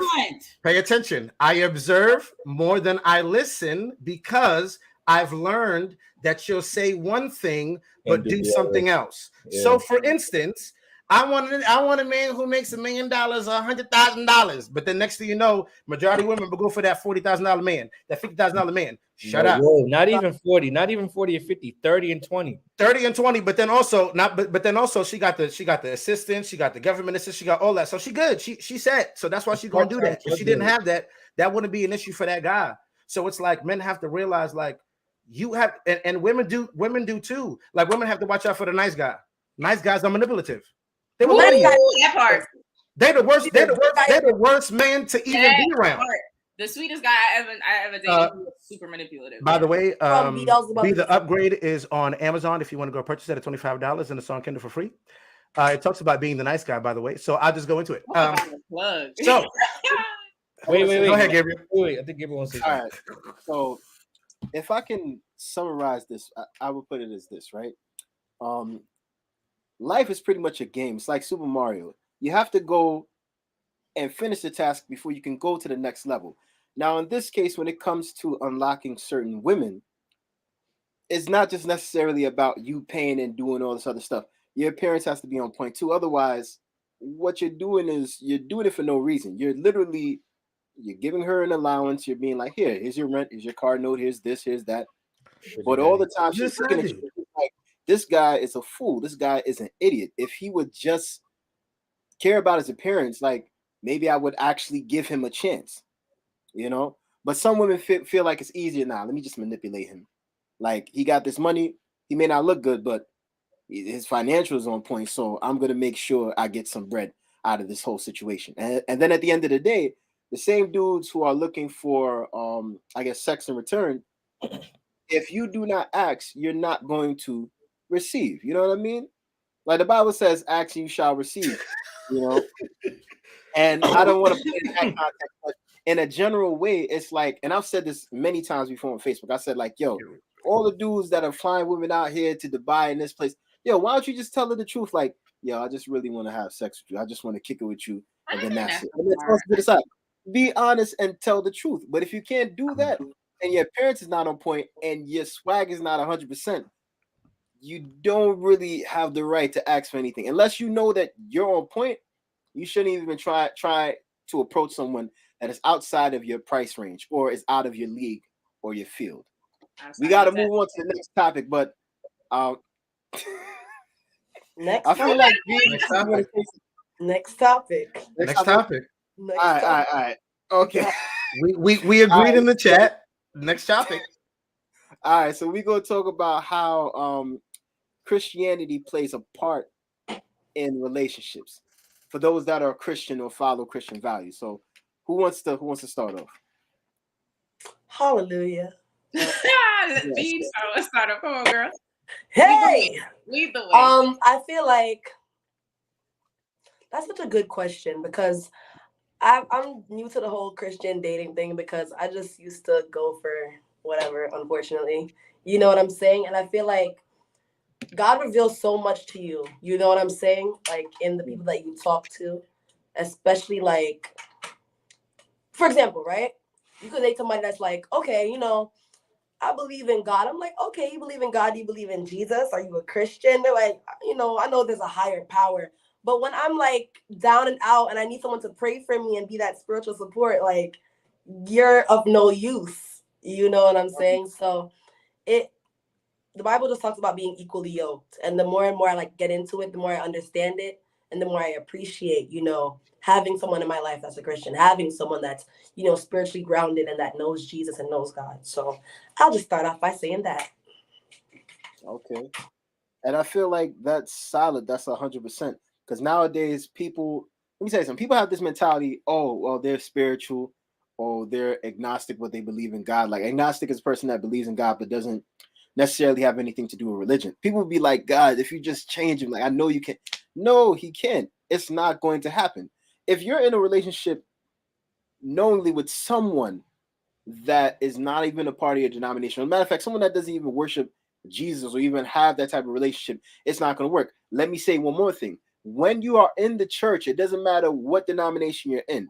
You could be unequally yoked with someone that's in church, a person that's been going to church for like the last 10, 15 years, but they really don't have no spiritual grounding at all. They're just there. They're just going through the motions. They do all the crying when the singing goes on and they pray when it's time to pray, but they're really not connected in any way. So you can have the nicest guy in church, whatever, swag is on 100. He looks like he's the best. Little do you know, he's beating his wife at home. Just bare pretty problems. And there's a lot of that, I mean? unfortunately. And that's why the world looks at us as hypocrites. Because if we really want to keep it a stack, a lot of us are not living the lifestyle that we're projecting in church or at home or at school. You know what I'm saying? And I'm not saying I'm perfect, but that is a really, really big issue. And that's why a lot of church girls or, Christian girls, they go into the world and find someone there and pray to God that, he brings them into the fold. And 9 times out of 10, that doesn't work. I've seen older people, that I grew up with, and they they prayed for their husband and they said, I have 3 kids with this man, God, you have to bring him here. And it's just so much conflict. So when the children grow up, they most likely don't want to stay in church because their dad is chilling at home on a Sunday and a Saturday. You know what I'm saying? So it's just, it comes with too many problems, too many issues. So it's best that you have a firm foundation when you start a relationship, start a family, anything of that nature, Exactly. And I mean, there have been some relationships where the husband, after like 10 years, eventually comes into the church, but it's rare. And if that's the type of relationship you're looking for, maybe in the next 10 years, nah, it's not going to happen. Don't look for that goal. Look for someone that is centered with Christ. Have conversations with them. Figure out who they really are, because once you decide to be in front of that altar and you get married, that's it. Now you feel like, oh, all this stuff is going on. He doesn't treat me right, or she doesn't treat me right. All this is mental, emotional, physical abuse. I have to put up a front for the church now because I said, well, this person was great and they were amazing. Now I gotta feel like I gotta put it on the front. And then when there's problems and I'm actually going through it, and I try to reach out to somebody, tell them like, yo, I'm going through XYZ. 9 times out of 10, they might actually believe your partner before they believe you and be like, oh, nah, they're not like that. You have to be lying.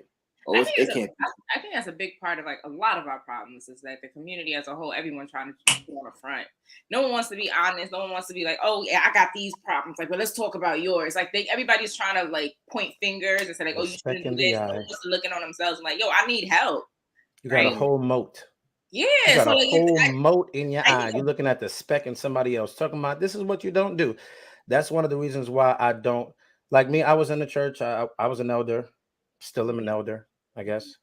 Only difference is I just don't enter the building because at the end of the day, like I still do the things that the Bible says. I feed the homeless.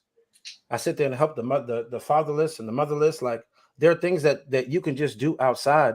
It's when you go inside the church and you start seeing the fact that in the church, they don't even speak about marriage and relationships. They tell you to get married. Like what's crazy, you can get married in the church, but you can't get divorced in the church. That part. So marriage is an institution, and church and state aren't supposed to be together, but yet they're together because you need a certificate in order to get married inside the church. But when you get divorced, you don't need one. The church doesn't talk about when you're in a relationship and the things that you need to do to sustain your relationship. So the power dynamics between men and women and what they need to sustain. So like if you sustain your household, right? And let's say, for instance, you're a man who can take care of all the bills. And so she's at home and she's able to take care of the kids and do whatever, if that's what she chooses, right? Then she has all the energy in the world. She ain't that tired, right? Like we were talking about before. Now, let's say you said before we move on from that, you said that we didn't agree, but continue. I know people didn't agree. I'm just saying what we said earlier. So then you have, for instance, where you have relationships that they're starting the church and then people talk about being equally yoked, but yet yoke, when you look at the definition, it just means whole. Somebody's whole within themselves. If you're a whole person within yourself and they're a whole person within themselves and whatever then you believe in, then you go ahead. So when then Veen talks about the fact that you have a lot of women who are in church and they're in church, but their baby daddies are at home and the division, it goes back to the conversation I had earlier about people who choose who their children's fathers are. Because now your baby daddy ain't there. He at home. You knew what you did. But yet, mind you, now you're trying to go and he's now a project. Men aren't projects. You know that guy is who he is. That is true. And I can agree. He is who he is. As women with our nurturers, and a lot of the time we see, a man and we feel like we can fix him. I'm not speaking for myself, I'm not speaking for anybody else, but I'm saying for many women, that is a situation they feel like they can fix a man, Bob the Builder. You can nurture him, but you can't fix him. You can build him, you can build him, but you can't build him up. And that's the problem. A lot of women are building up these pookies. Or intending to build up these pookies when, mind you, the man is already building. You see what he's doing. He has this going on. He might just be here, but you see he's going here. So you see he's moving. You're going to go with him. But a lot of times you see somebody here and you're like, well, I could fix him. I could change him. I know he work at McDonald's and I know he flipping burgers and one day he going to be a manager. But you never asked him and said, hey, Pookie, what you want to do with your life? Oh, no, I just want to flip burgers for the rest of my life right here at this burger spot and never change. I don't want to do nothing else. Mercy. Yeah, y'all never go and ask. Instead, you go and you go and you pray to God and say, God, go and fix this person. But yet, mind you, how many men are going there and really saying, hey, go sit there and fix this woman? They already know, they already see the woman that you are. There's a lot of men that do that. You'll be quite surprised. There are a lot of women who try to fix Pookeishas into, nice women. No. So, but that's the difference between, right, building up and building. You see, when I was with my ex, one thing that I did, and this was just in the church, I felt at one point in time that we were becoming carbon copies of the church because I wasn't raised in the Adventist church. So I'm now taking off jewelry. I'm not taking off earrings. She's now taking off stuff. She's now, doing different things. But then mind you, the home is messed up. We ain't yoked. You know what I'm saying? Like it's a persona. The pictures are nice. In church is nice. But at home is something totally different. So when I sat there and I said, listen, we can't live this now life where it's different. So that's why I'm as authentic as I can be now, where it's both sides. Like I can give you both sides, the good side and the bad side. You know what I'm saying? Like, but it's because I had to learn that you can't, a lot of people, definitely in the church teaches you kind of like to bring your representative to the door. But that's everywhere though. That's not just church. Like you guys are expecting people in church to teach everybody everything. That doesn't work that way. If the Bible is, what is the Bible called? What is the acronym? Basic instruction. But salvation is a personal choice though. It is. It's right, but it's a personal choice. But watch this though. If those who are Christian, right? So those who are following, and but that includes all of us. And choose to go. Time out. That includes all of us. You like a lot of people, when I hear these conversations, everyone wants to quote unquote blame the church, but we are a part of that same church. Whether you be of one denomination or the other, we're all a part of it. So are we essentially blaming them or are we blaming ourselves included? And I think that we need to include ourselves in that because one, everyone likes to talk about being hypocrite, but then when we go to church, it's one way, but then outside in the street, it's like, oh, damn, I didn't know you was like that. Everybody hates being judged, but we judge everybody every single day. That's why I'd rather be like that outside than somebody sit there. Because mind you, but that's the thing, though. You guys want people to keep that same energy, but as young, well, whatever. But as young people in my eyes, we don't keep that same energy. We are the same hypocrites that we talk about. But we need, but mind you, but we need to have that energy. Like somebody who came outside. I remember walking in the church the first time. I had a short sleeve shirt, and so my tattoos were showing. I literally walked in on Sabbath. Everybody stared at me. I'm like, what is everybody staring at? And that So- is the unfortunate So thing. when I found out, I was like, okay, fine. So what I did was for the remainder of the time that I was in church, I covered my tattoos. Right? I wasn't a spectacle to people, definitely visitors who were coming in. But who did that hide? They hid me. Mm-hmm. Carlins. Mm-hmm. So now when I started speaking on certain things on the Bible, and it's like I remember I did a crusade at Beth Elohim, and I started asking questions like, how many books are in the Bible? You know, and so people are like, oh, you asking these questions, but these are questions that are actually valid and true. When I started talking about relationships, and I started talking about the fact that, like, one person even asked me and said, hey, the way that we treat our children as Caribbean people in the church, is it due to slavery? And I had to really sit back and think. And from there, I ain't touched my son since. Because I remember when I used to beat my son, and I beat the shit out of him, and I was all on my emotions and everything. And then there was one time where and literally at one time I did, and it was unfortunate. And then one time I stopped. And I remember one time I stopped out of my emotion. And I remember I told him, and I said, yo, listen, I'm about to get you like 2 or 3 times, but here's the reason why. And when he understood why and he got it, he was like, and I told him, like, life is going to hit you way harder than I'm going to hit you with a punch. And there are consequences that come.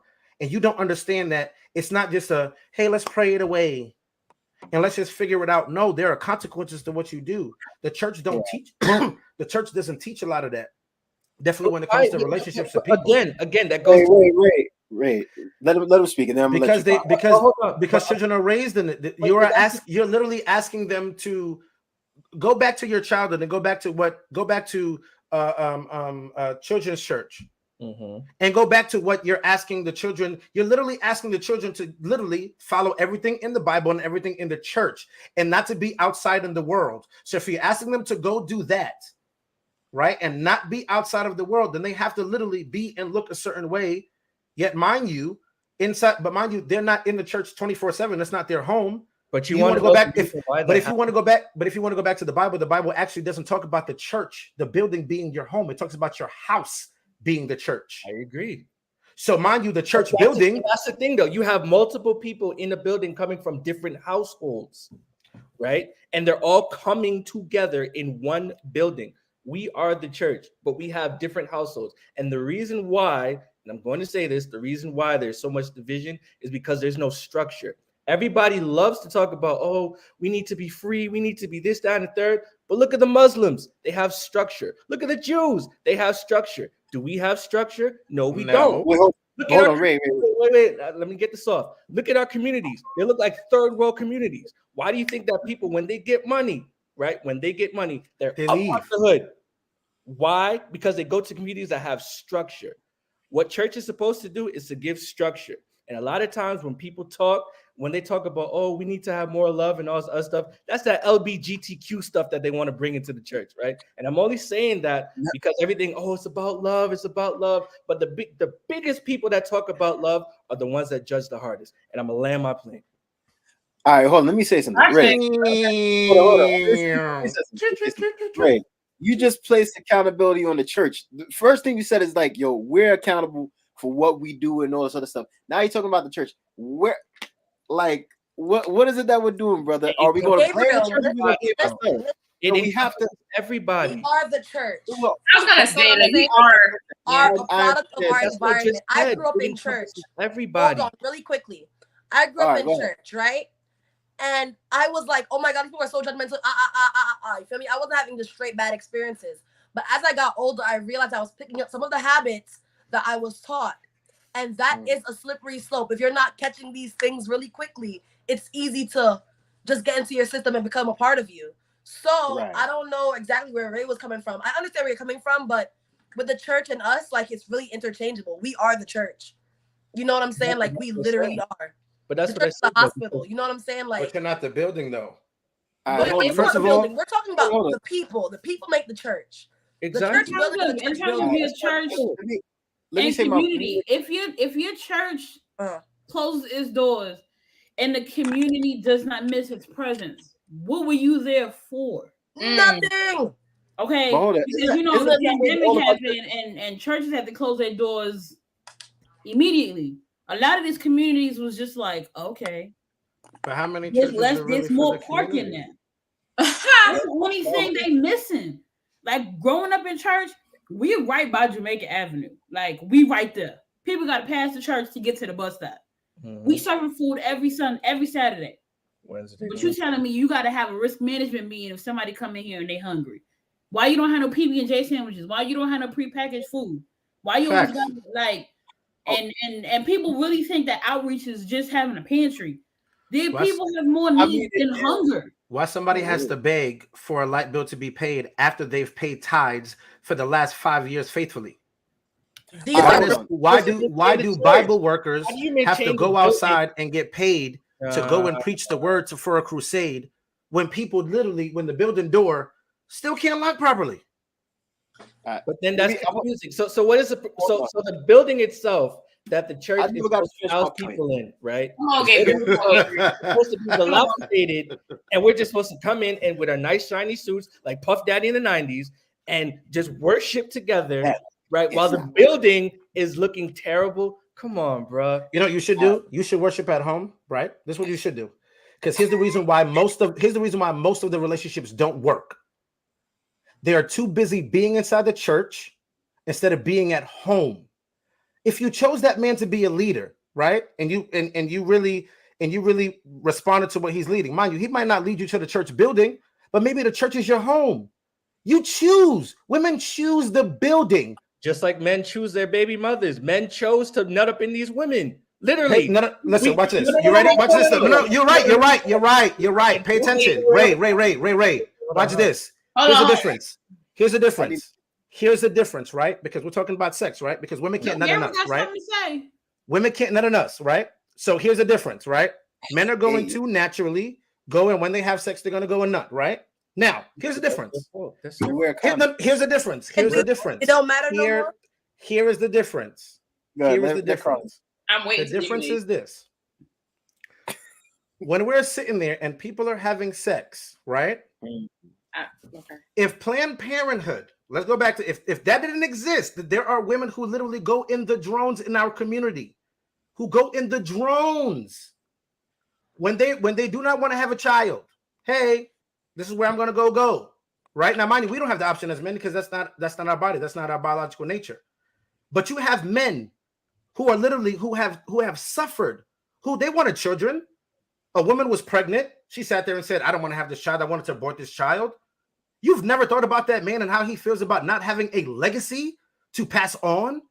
Look at all of these companies that we literally buy from. Like, look at Wells Fargo, 100 years. This is the subject, and this is you right now. No. I'm going back. Okay. I'm going back. Yeah, let's bring it together. No, I'm going back. Because you see, like, when you realize that at the end of the day, like, when you put the fact that you want to go and you have these relationships outside of or inside of church, the building that we call the church is the church, but your home is the church. And the relationship that you have to have that relationship in your home first. Most of the relationships that are had, most of the women that are sitting, you have a lot of women sitting in the church, right? That are by them, literally, watch this, by themselves, but not single. Collins, what that got to do with how effective? Where did you go with it? Where did you go? Go ahead. Come back, bro. Come I back. know, like that was a little confusing. My bad. Go ahead, Gabriel. I'll come back after I speak, I'm gonna let Collins finish his point, and then I want to hear from Ray, and then Caroline, and Christy. All right. So in terms of the church, and what I would say the lack of resources, right? I can tell you one church I know that I would say in a way gave back. I remember, and this was probably like maybe 10, 11 years ago. Nice. I was going to a church service, right? Now, I don't know if many of y'all know, but at a certain point in time, QBT had I think a homeless outreach. Mm-hmm. So as I'm getting in there, I'm real early at church or whatever. And there were some homeless people in the fellowship hall, right? So when it comes time to when it comes time to with shelters, right? People have to leave for a certain time during the You day, talking right? about the bed program? Yeah. Yeah, so Okay. I feel like that right there is a way of giving back. I'm not sure if they had a soup kitchen. I feel like they did. I don't know if they still do it now, but that's one of the first churches I remember in Queens, the only one I knew at that time that actually had homeless people stay there. You know what I mean? To help them get back on their feet. Now, when it comes to the Catholic Church, right? The Catholic Church, we know that they give back. They have soup kitchens. They do all different types of things for the homeless and those that are hungry, right? When it comes to the Adventist Church, matter of fact, I shouldn't even mention that, but let me put it this way. When it comes to our churches, I don't think we have the same willingness or openness like everybody else. If it was someplace like Florida, maybe, but when it comes to New York City, or maybe you could apply it for everywhere else, we have this mentality like, yo, we don't want to get robbed and all this stuff and crime and everything. But the thing is, you can have the church open for certain hours. If the church is open for you to go and talk to the pastor during the week, and he's there for specific hours, and there's a clerk or whoever else that's there because it also operates as a business, you can set up time for homeless people. I remember when was it Sandy? There was something that happened in 2011 or 12, right? Where there was a flood or hurricane or something happened, right? And at my home church, they allowed people to stay there. I'm not sure how many days, but they said, okay, anybody that needs a place to stay and you can't stay in your house, you can come stay. You can come stay at the church. Basement probably had a bunch of people, and they were able to get things in order and not have to worry about going to a hotel or anything like that. But I even remember during the pandemic, a lot of churches started doing food pantries, not just for the church members themselves, but for anybody that was in the neighborhood. And yes, it was a small instance, but that was good, not only for the church members, but the community and the people that are there. Because one thing I've always heard, we take up parking spaces. We're only here on the weekends. Like, what are we doing? Are we doing outreach to these people? Are we giving them food? Are we inviting them to come to church, Bible study at their house? Like, what is that we're doing? No, that's fine. And giving out tracts is fine. But the best way to do things is in love. Invite them to your house for lunch. Talk with them for a minute. See exactly what's going on in their personal life. And as far as things starting at home, I believe that's exactly right. A lot of the people that come to church, a lot of them are messed up emotionally, mentally, physically. So if relationships are not healed, and I can tell you, in almost every church, you're gonna find at least a few good nasty people that you try to say, "Oh, happy Sabbath, good morning." Blah, blah, blah. You're gonna find it. That's just how it is. And sometimes when I gotta deal with that type of behavior, I get pissed off. But then I'm like, yo, you know what? If I act the same way as them, how am I any better than them? Am I really showing them love, or am I just like, yo, why are they being so rude to me? Nah, sometimes you gotta realize generation after generation after generation acts the exact same way because no one got healed from their trauma or no one knew how to deal with stuff in the right way. For example, right? And I've heard from a lot of people on Facebook being disciplined in Caribbean homes. I guess the punishment at times possibly can be brutal. You know what I mean? To the point where the child just wants to disassociate from their parent. Like, yo, you spend all that time beating me and all that stuff, but you never once told me like, yo, I'm doing this for your benefit. I'm doing this for your own good. Did you beat your children because you wanted them to stay on the right path, or did you just take out your anger and frustration out on them when they did something wrong? Because there is a difference. Yes. You can beat your child because you're trying to discipline them when they've done wrong, and then afterwards you can explain to them. But if you're not explaining and you're just taking out your emotions on them, you're not abuse. You're not disciplining them. That right there is abuse. That can be physical and mental and emotional. And it's also a reason why when they get into relationships, 9 times out of 10, they will go and repeat the same behavior. Now, not everybody does that. Some people actually hold that stuff inside for a while, and then once they finally get into a new relationship, then it's unleashed. And that's not fair to the person that they're with, because now they have to feel that brunt and feel that abuse and force. But getting back to my main point, love starts in the home, and the only way that we can love people at church and also give back to the neighborhood is if we have love in our hearts. If you don't have love, your main thing is just, yo, I'm gonna come here on Sabbath. I'm gonna do a children's story, or I'm gonna be the clerk, or I'm gonna be in the audio department, and you have no type of spiritual connection. You can't even speak or pray to somebody. Your whole thing is like, yo, I'm in and out. What is your purpose? What is the reason why you're really there? Are you there just to build connections, or are you really there because you're trying to grow together with people? A bag. Sorry. I forgot I was. Yeah. I just replied to my mother. I apologize. It's all right. It's all right. All right. So, Carlins, you were making a point before I started speaking, and after that, I wanted to go to Ray, then Caroline, and then Christy. So, Carlins, can I go piggyback? ahead. Go to Ray. Go. Can I piggyback off what you said one time? I'm not too long, but what you were saying about like the church that opened their doors and we're doing things the right way, I like that. Just because of the fact that a lot of people try to be Christians without Christ, and literally like in Jesus's entire ministry, he was doing things that the Sadducees and the Pharisees did not like. He was healing people on the Sabbath. He was giving to the poor. He was doing all of these things. He literally showed us, but we became so cold-hearted out of nowhere. You know what I'm saying? So I just wanted to say, I like that idea, and I feel like more churches should implement that and have that mentality. Go ahead. Yeah. All right. So go ahead, Ray. That's an interesting perspective. I like that. So I don't think we're being realistic when it comes to church and the idea of church, right? So a lot of people say, oh, let's have love in our hearts. Let's talk to the homeless. It's not happening. Okay.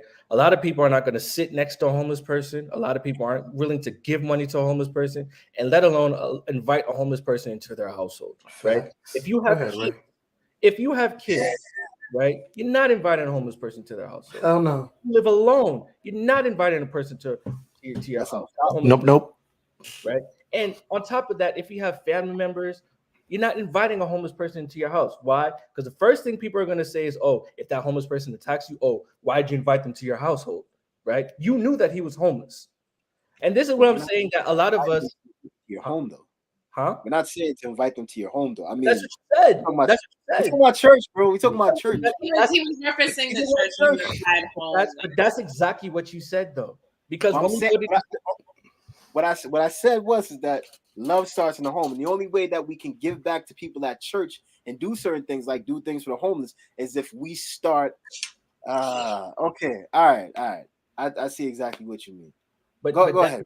But I'm not trying to attack you. But that's what I'm saying. Like, no, I know. When I hear these conversations, it's not realistic because people like to put these outliers like, oh, let's do this, let's do that. But people want somebody else to start it first. Right. It's not the individual that's going to start it first. It's somebody else. You're not sitting there outside with the homeless person. You ain't talking to them. You ain't doing the midnight runs. You know what I'm saying? Like that's the issue. Go ahead, Ray. You the man. But that's what I'm saying. Everybody wants somebody else to do it first, right? When we talk about church, everybody blames the pastor, they blame the elders, they blame these people, et cetera, et cetera. But nobody's looking at what they have done first, right? Mm-hmm. And to Carlin's point, where we talk about accountability and self, looking into self and such, nobody's doing that. Nobody's doing that at all. And that's what bothers me when I hear. I think Chrissy's doing it. I think so too. I work really hard on trying to hold myself accountable with like all of my like stereotypes and all those other like predispositions and things of that nature. I personally can hold myself accountable. I'm not saying you're not talking about me. So but I'm saying in general, because everybody likes to point at the fingers at somebody else, and we like to say, oh, you're judging me, but then people do the same thing too. The matter of fact, here's a prime example, right? If somebody's walking in and they're looking decent, whatever, and you look at that person, the first thing is like, oh, look at her shoes. She don't even look like that. Like, if that person is getting attention from somebody else or attention in general, one person starts hating. Oh, look at her weave. It's probably not even done by Tay-Tay. Oh, look at his shoes. He probably bought that from Walmart. Like, that's what I'm saying. Like, we do all this internal judgment first because people look at appearances first, right? But then check this out. Huh? But then check this out. You know, that is another problem. You're supposed to look good for church, but when church starts turning into a fashion show and you lose the real meaning, the whole point is y'all being there to grow together with Christ. You know, Yes, Hurricane Sandy. That's what it was. I was gonna say Sandy Hook. I was like, nah, let me not say that. That's the wrong thing. Anyway, let me get back to my point. Yeah. So, what was I gonna say? Yeah, man. When church starts turning into a fashion show, like appearances, you got to keep with your appearances. Cool, right? But if I'm going to church and I don't have it all together, aren't you supposed to love me first? Aren't you supposed to be like, yo, welcome? You know, I remember there was a time where I had a friend of mine. He came into church one day with shoes that looked like sneakers. And one of the guys in the communications department decided to get on him, and he cursed him out in church. And after that, he left the communications team altogether. It's like he's at church, he's participating in something to help with the audio, right? The audio department, and you're worrying about what's on his feet. I think that's I mean? a flaw within that person and not a flaw within the audience. Yeah, like if we're gonna be honest here, we're judged at work, we're judged at home, we're judged at church, we're judged everywhere. At work, because everybody is innately judgmental. Women are because people don't like, and because people most of the time do not like themselves. Like, I'm not gonna lie. I go to work and I may judge somebody, but it's like I know it's because I got certain insecurities. Say it, Ray. It has nothing to do with Say what you were about to say, Ray. Women are judged by the amount of baby fathers that they have. Oh, right? They're judged. About to say something else. They're judged by their looks. They're judged by their looks. They're judged by how fat they are. They're judged by the music that they listen to. And men are judged as well. We're judged by our penis size. We're judged by our money. We're judged by our height. We're judged by we are judged by our penis sizes. Caroline, you ain't Caroline. Like, don't say that you didn't post up something the other day about a penis. Caroline, stop. Wait, hold up, y'all. Y'all have to give me time to adjust, okay? I grew up in church. Go ahead, Ray. You spit some like that. I be like, sometimes I'm the only grown person. He said dick, and I was like, oh. No, Caroline, stop. Caroline, stop. Because you done posted memes about sizes. You're like, oh, you starting fires, girl. You be sharing these posts from these delusional women that say stuff like, oh, my man has to have a 15-inch penis. For what? 15 what? Your vagina ain't even that big. But that's what I'm saying. Women can have these delusions. They can't even deal with a pinky. I'm playing. Women can have these delusions, and the sisterhood. Don't do that. Because if a super tampon is bigger than you, I'm gonna need you to lower your voice. Yeah, you're fact. Listen, if a chick's hair ain't longer than mine, I'm playing. I'm sorry, Ray. Go ahead. The sisterhood would not say anything to it, right? But let a man say, "Oh, I want a beautiful woman." Oh, you shaped like Rick Ross. We have this type, and it's you a Rick Ross. And let me speak up for my sisters real quick. And I don't necessarily agree with everything they say, but y'all be talking crazy, like the opposites and the way that the requirements, right? Like she got to be a freak in the bed, but she got to be a lady in the street. Like it'd be a thing. Do men really say? To be honest with you, I haven't heard out of their mouths. Actually, she's not lying. They don't want nothing from you. She's not lying. So mind you, so here's the thing though. Maybe want you to flip it down thing and reverse it. They want you to have no experience. Right? A real man. Day one. They want you to automatically know how to slob the knob and everything. Ooh, that's not a real man though, because a real man who knows that you are. Don't know where your clitoris is. Watch this though. Think about it though. A real man who knows that you are a virgin, right? Knows that you don't know nothing. He's gonna sit there and build you. You got men who sit there, and this is what we ask when a woman is slobbing the knob, and we ask, "Yo, who taught you that?" That's the question. That's the thing that men. Who took a real man wants to teach his woman, yo, you gonna be with me and me only, please me and me only. You know what I'm saying? But like they say things like Wesley Pipes and all of that. These are not the things that keep a man. Yeah, a lot of these males have pod. But that's the thing though, right? The same way how we say that women don't call out other women, men don't call out other men at all. We don't. Ooh, like. What are you talking? Men call out men. No. Listen. Go to. Stop. Go to this. I want you to go to 3 channels. Go to MTR. Yes, which is Mediocre Tutorials Reviews. Yes, I watch him. My guy. Mm-hmm. Go to The Business by Jason Black. I watch him too. and then I have to name him only because gotta keep the spirit on. Unfortunately, Kevin Samuels. But go back 3 or 4 years. No. Go back. No. Stop. Go back 3 or 4 years. Go there. Let's go there. Go back. Stop. Wait. Before I say this. Go back 3 or 4 years. But what I'm gonna say is this: where he got majority of his stuff from, I'm gonna refer right back to the business with Jason Black. He did not get it from the business. He got it from Tommy Sotomayor. What? Let's not go there. Hold on. You got it from Tommy, the one that hates Black women. Right. Go ahead, Gabriel. But all right. Doesn't Tommy Sotomayor hate Black women? I've never seen this dude give useful advice. Like he praises. He doesn't give useful advice. Now, mind you, the business with Jason Black gives useful advice and tells women how to upgrade themselves and how to, after you have the conversation. What Kevin Samuels was doing was using half of the platform, but then it wasn't just the upgrading part where it was like, hey, okay, so if you want this man, then do X, Y, and Z. It wasn't that. It was just kind of like, hey, well, this is the platform and you look this way, which is fine, which is okay. But at the end of the day, there are plenty of channels that talk about or that are trying to upgrade men and telling men what to do. That don't get the most views. Right. Listen. No, that's unfortunate. Hold on. Wait. Hold on. Right. There's this channel called The Roommates, right? I'm not sure if you know them. The Roommates? The Roommates. Yes. Okay. This guy, his name is They got me through my divorce. The Roommates. This guy, his name is Hafiz, right? Back in 2020, when they went to Fresh and Fit or whatever, he told us a story. He said that the video that he got the most views on was the one where he spoke to the OnlyFans woman on Fresh and Fit, and he got paid $57,000 in that 1 month, right? What? Where a lot of these guys that speak to women, they get paid hundreds of thousands of dollars. When you talk about business, when you talk about fashion, male fashion, when you talk about male improvement, it does not get any type of traction like that. Kevin Samuels said it himself. Yep.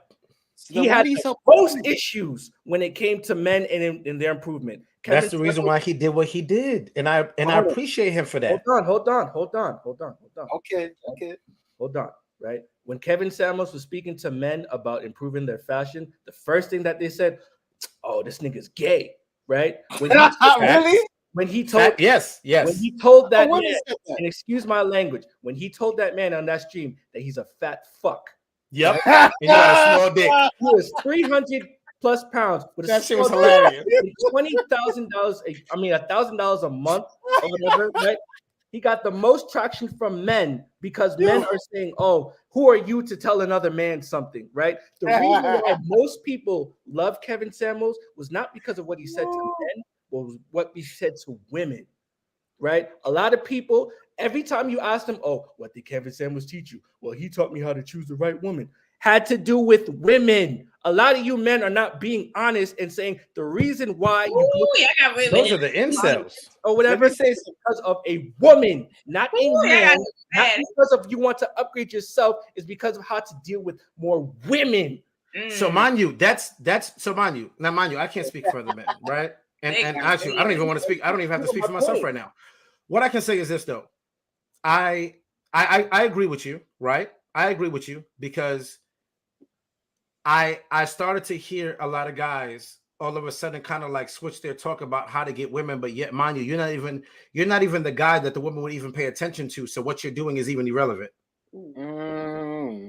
What you're doing is even irrelevant to what you're saying. Even if you didn't even have the money, what you're doing is irrelevant, even if he said it, right? So there are a lot of when I say I agree with you 100%, because we go back to that conversation before about like, children being raised by just with no father in the house and no men, or at least no men figures around.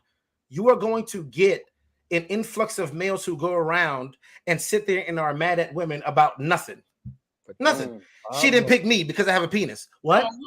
What do you do for this world? What do you do for this earth? There is nothing that you do. Nothing. You don't even drive a bus to make sure that people get safely from one location to the next. You don't do nothing. So what is there that you need on the flip side? Right? On the flip side, I mean, Them okay, so are bears. you talking about like, are you saying that women don't choose men because they don't of what they don't provide to the world or what they don't provide for them? Provide to the world and them. Because if that was the case, go and get the bum. I want women to go and get the homeless man on the street because he provides nothing but money. He gonna love you though. He gonna love you. I guarantee you, he gonna love you. Tiara Marie and her ex-husband, he was riding the bus. Right. My man. Her man. He was riding the bus. And they met together. At the end of but mind you, he was riding the bus, right? They're getting divorced now. Mm-hmm. So at the end of the day, you have to look at, people have to look at, what do women go look for? Majority, not all, but majority. And then you have to go into your little boxes. So if you have the women who are looking for marriage and you go and say, okay, so what are these women looking for? Well, number one, women shouldn't go and project what they're looking for. I'm looking for a man who communicates. Well, guess what? If I'm an asshole, if I just want to get in the poom poom, I'm going to communicate for 3 or 4 months. So then we can't say that people don't judge. We're already starting off judging. But here's the thing though. I said it a long time ago. Everybody, that's innately in us. To go and say that we don't judge, that's we judge. The thing is that you have to realize that in order to judge somebody else, you got to sit there and look in the mirror first. You got to make sure that there's no plank in your eye before somebody go and get that little mote. That's the plank in the eye. It doesn't matter. There's always going to be something right. But mind you, but watch this though. But not to everybody. So I might have a moat for one person, and I might have nothing for another. I might have a splinter for another. So you treat people accordingly. So not everybody looks at you the same. When church people judge, like this goes back. But that's the reason why. But that's the reason why. But that's the reason why you have majority of people who are. I can't even use the word real or authentic, but who kind of like know themselves. They'll distance themselves from a building as opposed to the people. So understand that most of you here, y'all rock in the same circle. I didn't disclude the people. This is the church. I excluded the building. You feel me? So just like what you're saying. If the members aren't inside. So, but here's the thing though. There are members that are still inside. I still rock with them, right? But I'm the balance on the outside, because how are you then getting people in if everybody's outside? How do you attract people in? Most relationships start where there's a female who's in the church and she finds a hood dude that's outside the church and she's praying for a dude to now get himself saved and healed. But then here's the thing though, a lot of females don't realize when that dude goes Super Saiyan religious. Oh, we can't do this no more. We can't do that no more. We can't do this. We can't have sex no more. She's like, wait, hold on. I ain't be. So you got to realize that some people that you want to take outside the church, they're going to come in. You got to be careful who you bring. Just like you said, you could bring a homeless person. They could rob the whole church. It's discernment, but it goes back to what I said with that the church is not necessarily the building. It goes to us, like us here right now. We are the church. Where 2 or 3 are gathered, that's where it is. You know what I'm saying? In his name, that's where it is. But then my question is, what I want 2 more points, and then we got to wrap it up. What do you what? What do you expect these women to do if they're not seeing like a lot of decent men in church? What do you expect them to do? So here's the thing, though. You ready? Ask the question, man, why are you not in church? Get his perspective and his understanding of why he doesn't attend a building. He may still sit there and praise the Lord. He may sit there and pray in his house 24/7. I know somebody who was literally in the bathroom every morning in his Bible for 2 hours. Nobody could use the bathroom. He was literally reading his Bible every morning for 2 hours. But he ain't walk in that building. Mind you, him and his wife didn't even talk in the house. When they talk, they would argue. But guess what? His wife would go into church. Praise the Lord, everybody. Hallelujah. She wasn't even following that dude. Mind you, that dude was righteous in the word. You wanted her to follow him in the bathroom for 2 hours? No. Pay attention. Remember, who leads? Praise from the toilet. Who lead? No. Pay attention. There was no other place. Now, mind you, here's the thing, though. Ready? I'm not sitting there saying he's taking the shit on the toilet. Now, Right. mind you, if you can imagine the house that he's in, obviously he doesn't have enough space to go to a quiet place. Yeah, you choose the bathroom. That sounds hella inconvenient for everyone else involved. Let's try it again. If you're gonna go to a quiet place, I'm not gonna go to the living room. That's a leg cramp. I'm not gonna go to the living room to go. I'm gonna go now, mind you, he was waking up 4 or 5 o'clock in the morning. He wasn't being an inconvenience for anybody. What I'm saying is that when he went to go to the bathroom, that was his quiet place to go. Now, mind you, did he go and pray with his family? Of course he did. He prayed all the time. He prayed so much that he said that my wife treats me like shit. She doesn't even have sex with me, but God told me to stay with her to teach her, to help her how to have a husband or something like that. And I was like, God ain't teaching you that. God ain't teaching you. This woman has told you often and over again what she does not want. She sleeps in the bed naked. You've called your daughter on the phone and told your daughter, yo, your mom is a whole bitch because she ain't sleeping with me. And she didn't. I watched the person go to church and be like, praise the Lord, hallelujah. You have to have church in your home first. And if there's not two equally yoked people, two whole people, what does that mean? That means that if this man is holding something, whatever he's holding, she appreciates and she loves. Whatever she's holding, she appreciates and she loves. Not, oh, I expect him to be what he is, and so now I'm gonna have to mold him and try to fix him to what he is, and now when it don't work, now we got to break up. Or the opposite of, oh, well, I'm trying to bring her in and I'm trying to fix her, and she try to, because there's a difference. Men, when you see men and women inspire men. Women inspire men. You are our muses, but you can't change a man. Now, on the flip side, let Jesus inspire you. Hold on. I said, let Jesus inspire you. That's a lot of responsibility. Amen. Jesus was the one, but wasn't Jesus the one who made the woman? Jesus, God created Eve From the man after Adam had his business taken care of. Right. So mind you, Adam didn't need inspiration from Eve. So if that's so, but watch this though. So then watch this though. So if that's the case, then we are now then going back to the separation of us even being together. There is a natural reason why men do what they do for women. It is innately, naturally in us, from God. Women inspire us to do what we do. Aww. But there's no woman who sits there and says, hey, I'm going to be inspired to go work and go for a man, for a, you know what you hear most women say? I ain't taking the care of no grown man. So men do it innately for us. And when we do it out of literally just innate, just what we do. And we do it because we love and we care. I think the women who say like I ain't taking care of no grown man have been exploited at some point in time by a grown man, or they're avoiding such or perceived exploitation. I don't think that like if you're in a healthy relationship that you look at it as like I'm not taking care of my person or my partner. Okay, I so think Christy, there's a bit of trauma involved in that. I think innately women are known as nurturers. We take care of our children, we take care of our families to the point that we even exhaust ourselves and put ourselves last. That's a well-known fact. So it's not to say like women don't take care of their people. They definitely do. But if it gets to the point where I ain't taking care of no grown man, there's more to it than that. So let's say you had a man who you were in a relationship with. Mm-hmm. You were the breadwinner. He didn't work. There was he did minimal things in the house. Okay. Minimal as in like minimal cleaning, but like, you know, the lawn service ain't getting done, so now you got to go pay for it. Okay. You know, let's say it's, you know, picking up the kids, but let's say you either got to pick them up or there has to be a babysitter or something, right? Are you then sitting there saying you were going to stay in that relationship with that man? So he loves you though.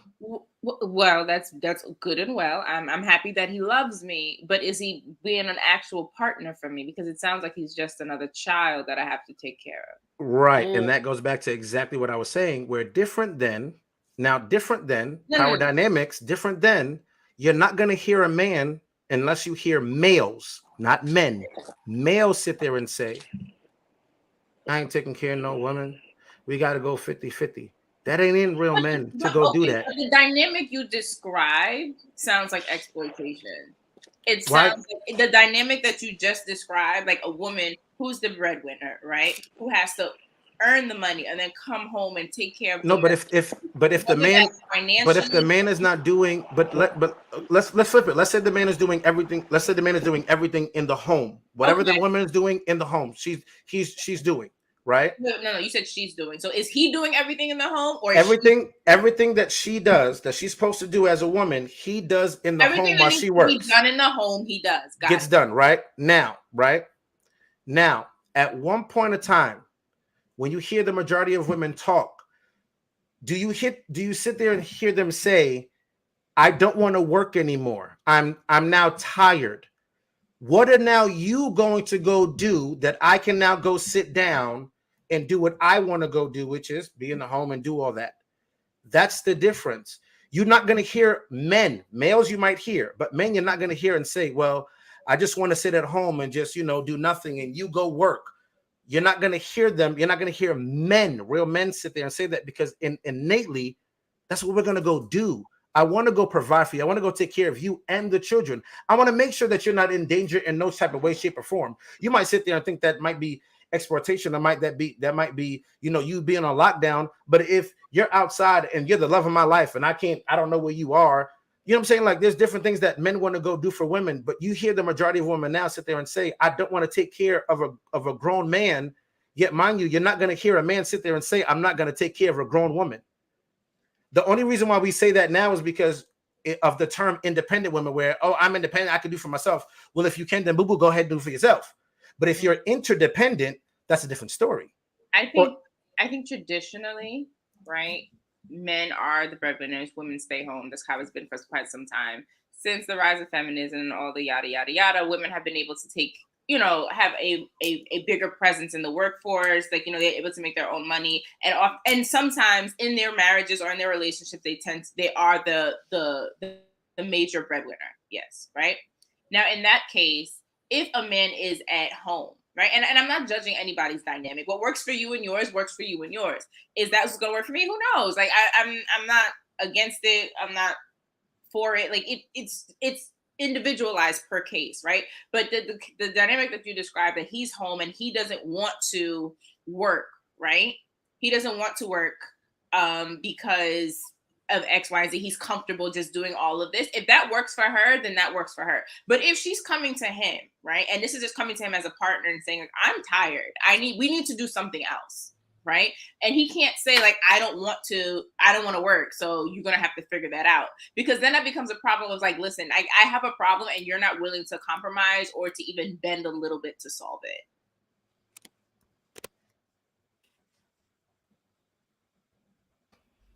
I agree. I see what you're saying. You see what I'm saying? It's not just. Yes. I just wanted to say good night.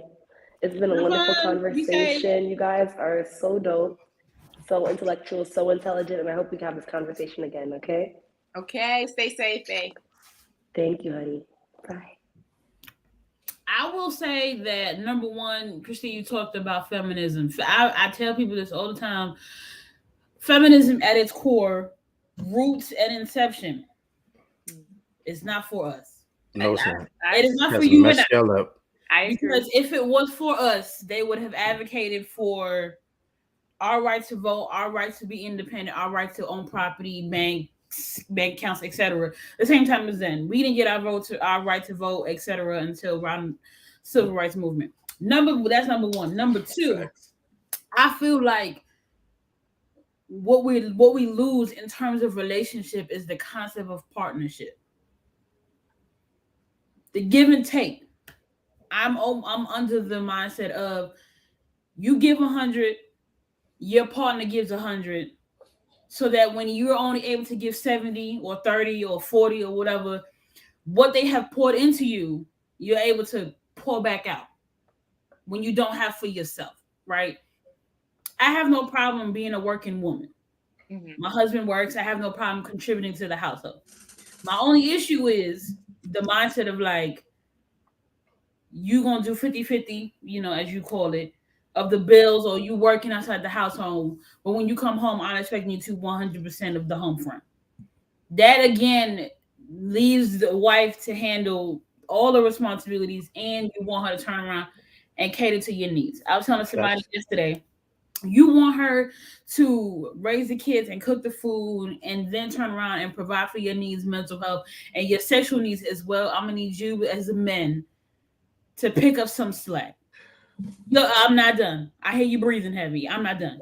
I was just breathing. I'm too close to the mic. I'm too close to the mic. My bad. Let me put it on mute button. You have to.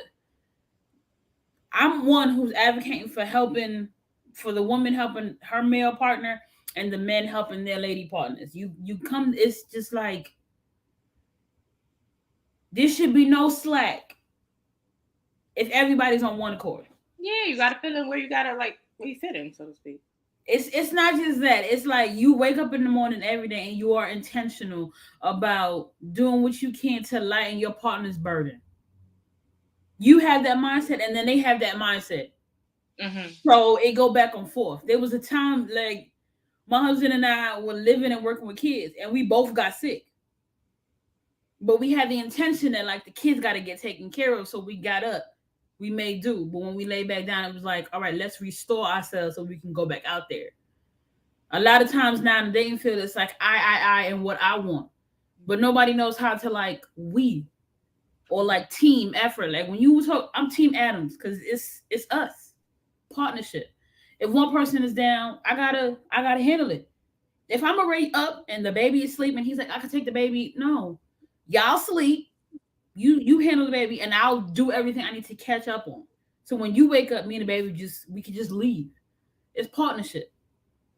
A lot of the things that we're losing sight of in terms of dating, church, relationships, friendships, family, we have lost sight of partnership. Partnership means I'm looking out for you, you looking out for me, and I pick up where you can't, so that when it's my turn, you pick up where I can't.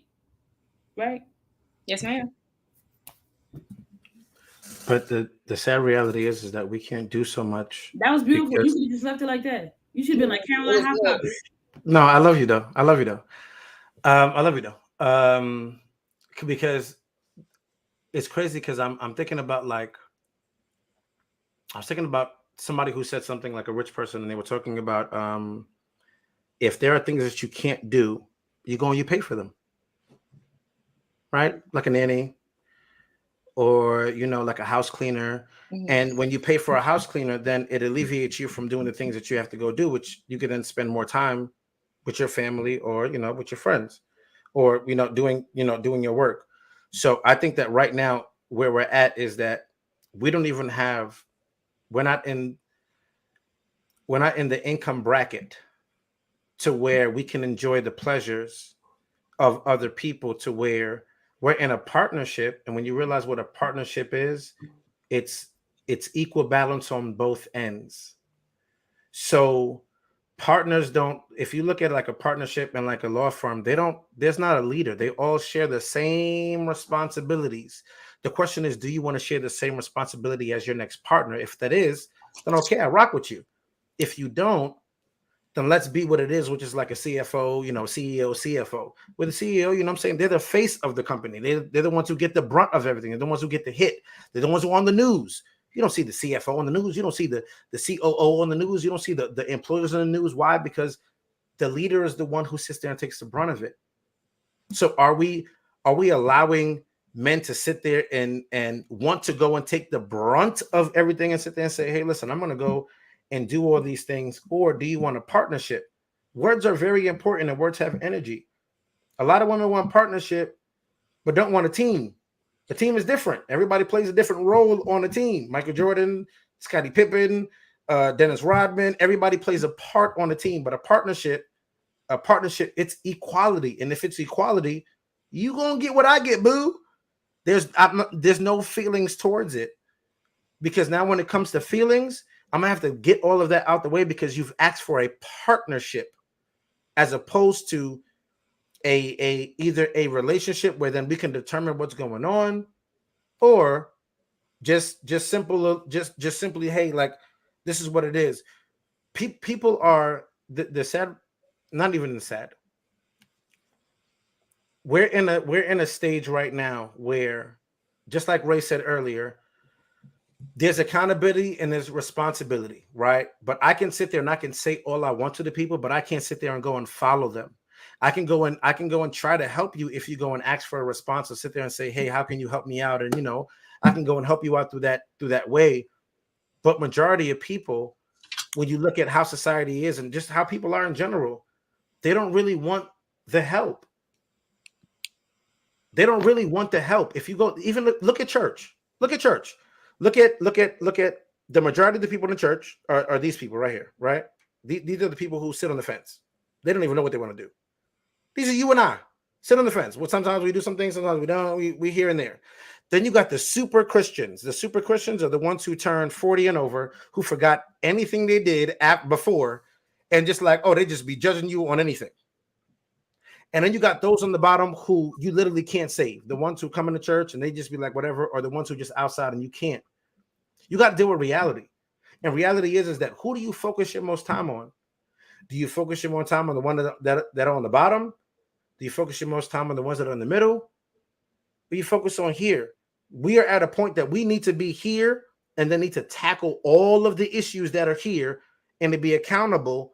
And then somebody sit there and say, hey, listen, I'm also going to help you be responsible, but then I can't force you to be responsible for yourself. The church can't do that. My job can't do that. Even a partner can't do that. You have to do that. And if a person isn't willing to sit there and change themselves, then the person who's interacting with them should sit there and go and leave and just disappear and be like, you know what? Because at the same time, just like Ray said, it's accountability and responsibility. I try to be responsible for other people's, but for how long can you be? For how long do you get the smack in your face? For how long do you get the turn of the cheek? At some point in time, you have to teach somebody the hard way. Hey, listen, this is what life really is, because the Bible ain't saying nothing about being happy. You know what I'm saying? So it's like at a point in time where in here, even where we talk, the reason why I even like this group is because we can come with different perspectives and talk, and nobody's really coming at each other with shots. It's more of just an understanding of perspectives. And then on top of that, it's really getting to an understanding of this is what we really need to solve in our community, which is at the end of the day, the relationship between the melanated man and the melanated woman.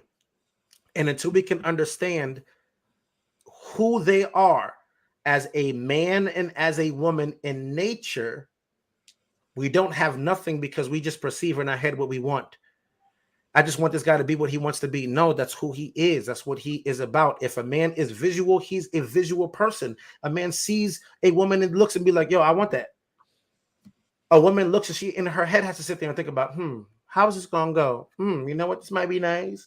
You know what? Let me see how this gonna go. Let me see how this gonna be. And then, you know what? Let's go there. That's the difference. Men don't understand it, and women don't understand that. You see, Christy can laugh because she got it. She's like, yo, you got it. Different from where somebody's like, well, you know, I want a woman to just like me because of me. Boy, moms, stop telling your sons they're special. Niggas ain't special. They are special. Don't say it. They are not. So tell me a grown man who a woman has called special. You know who they call special? The retarded, the Riris. There's no woman that sits there and says like the mother. No woman loves a man like his mother loves him. No woman. No woman. So at the end of the day, boy moms need to stop calling their son special. Nobody gonna love that man upstairs like how I love him. Who? I got sliced, diced, and all of that to bring him here. You can love him like that. Right. So that's the whole point. But that don't mean he's not special. I posted about this yesterday. Regardless of how another woman feel about this, I think my son, the Bible talking about. Keep it going, Gabriel. Keep it going. Gabriel gotta go. I was just saying. Hold on. All right. So, Caroline, you make your point, but it's got to be short. After Carlin speaks, Ray's got 5 minutes, and then after that, that's it. We got to close out. Because I tried to stop before, but my mic was muted. So when Carlin started talking, I didn't realize y'all couldn't hear me. Ray, go ahead. But go ahead. No, finish your point, Caroline. Then Carlin's and then Ray. Go ahead. I was, when you talking about raising your children in the fear and admonition of the Lord, and you were brought here with a purpose. I'm gonna tell you that just because somebody raggedy daughter ain't gonna believe that, that's on her. Raggedy. But the same way, somebody can have a daughter and be like, you special, and we sitting in front of the mirror and like your hair is nice and you amazing and you smart, whatever. I'm gonna do the same to my son. As you He's should. gonna go to school. You should. He's gonna go to school under that administration, you know, No Child Left Behind, the class in the prison pipeline. When he come home, I'm gonna tell him he's special. I'm gonna tell him he's amazing. Because the world set up for him to fail. I'm gonna tell him when he at the house. And I think wives should breathe life into their husbands in that same way. Well, you can't do it with my husband. You can't do it exactly like his mama, but like you could tell if your husband is feeling down or your partner, whatever the case, you could breathe life into that person. Like it's okay. Breathing life is okay. That's different. I agree with that. Thanks, guys. That was my point. I'm done with my point. Ray. I agree with breathing life. Okay. Just mute. Go on. Ray. No, I'm not. Gabriel wants to say, go ahead, Gabriel. All right. No, I was saying like talk to your husband like he's DJ Khaled. God did. Yes. I mean, dude. if it works, if that's what he needs to receive the message, then do that. Like not everybody needs that. I agree with that, but that's different than saying that you're special. Different building your man is different than saying literally, because here's a difference of mother is different from your man. I didn't say your man. I said mothers to boys. See, when your woman says you're special, yeah, you're special to her.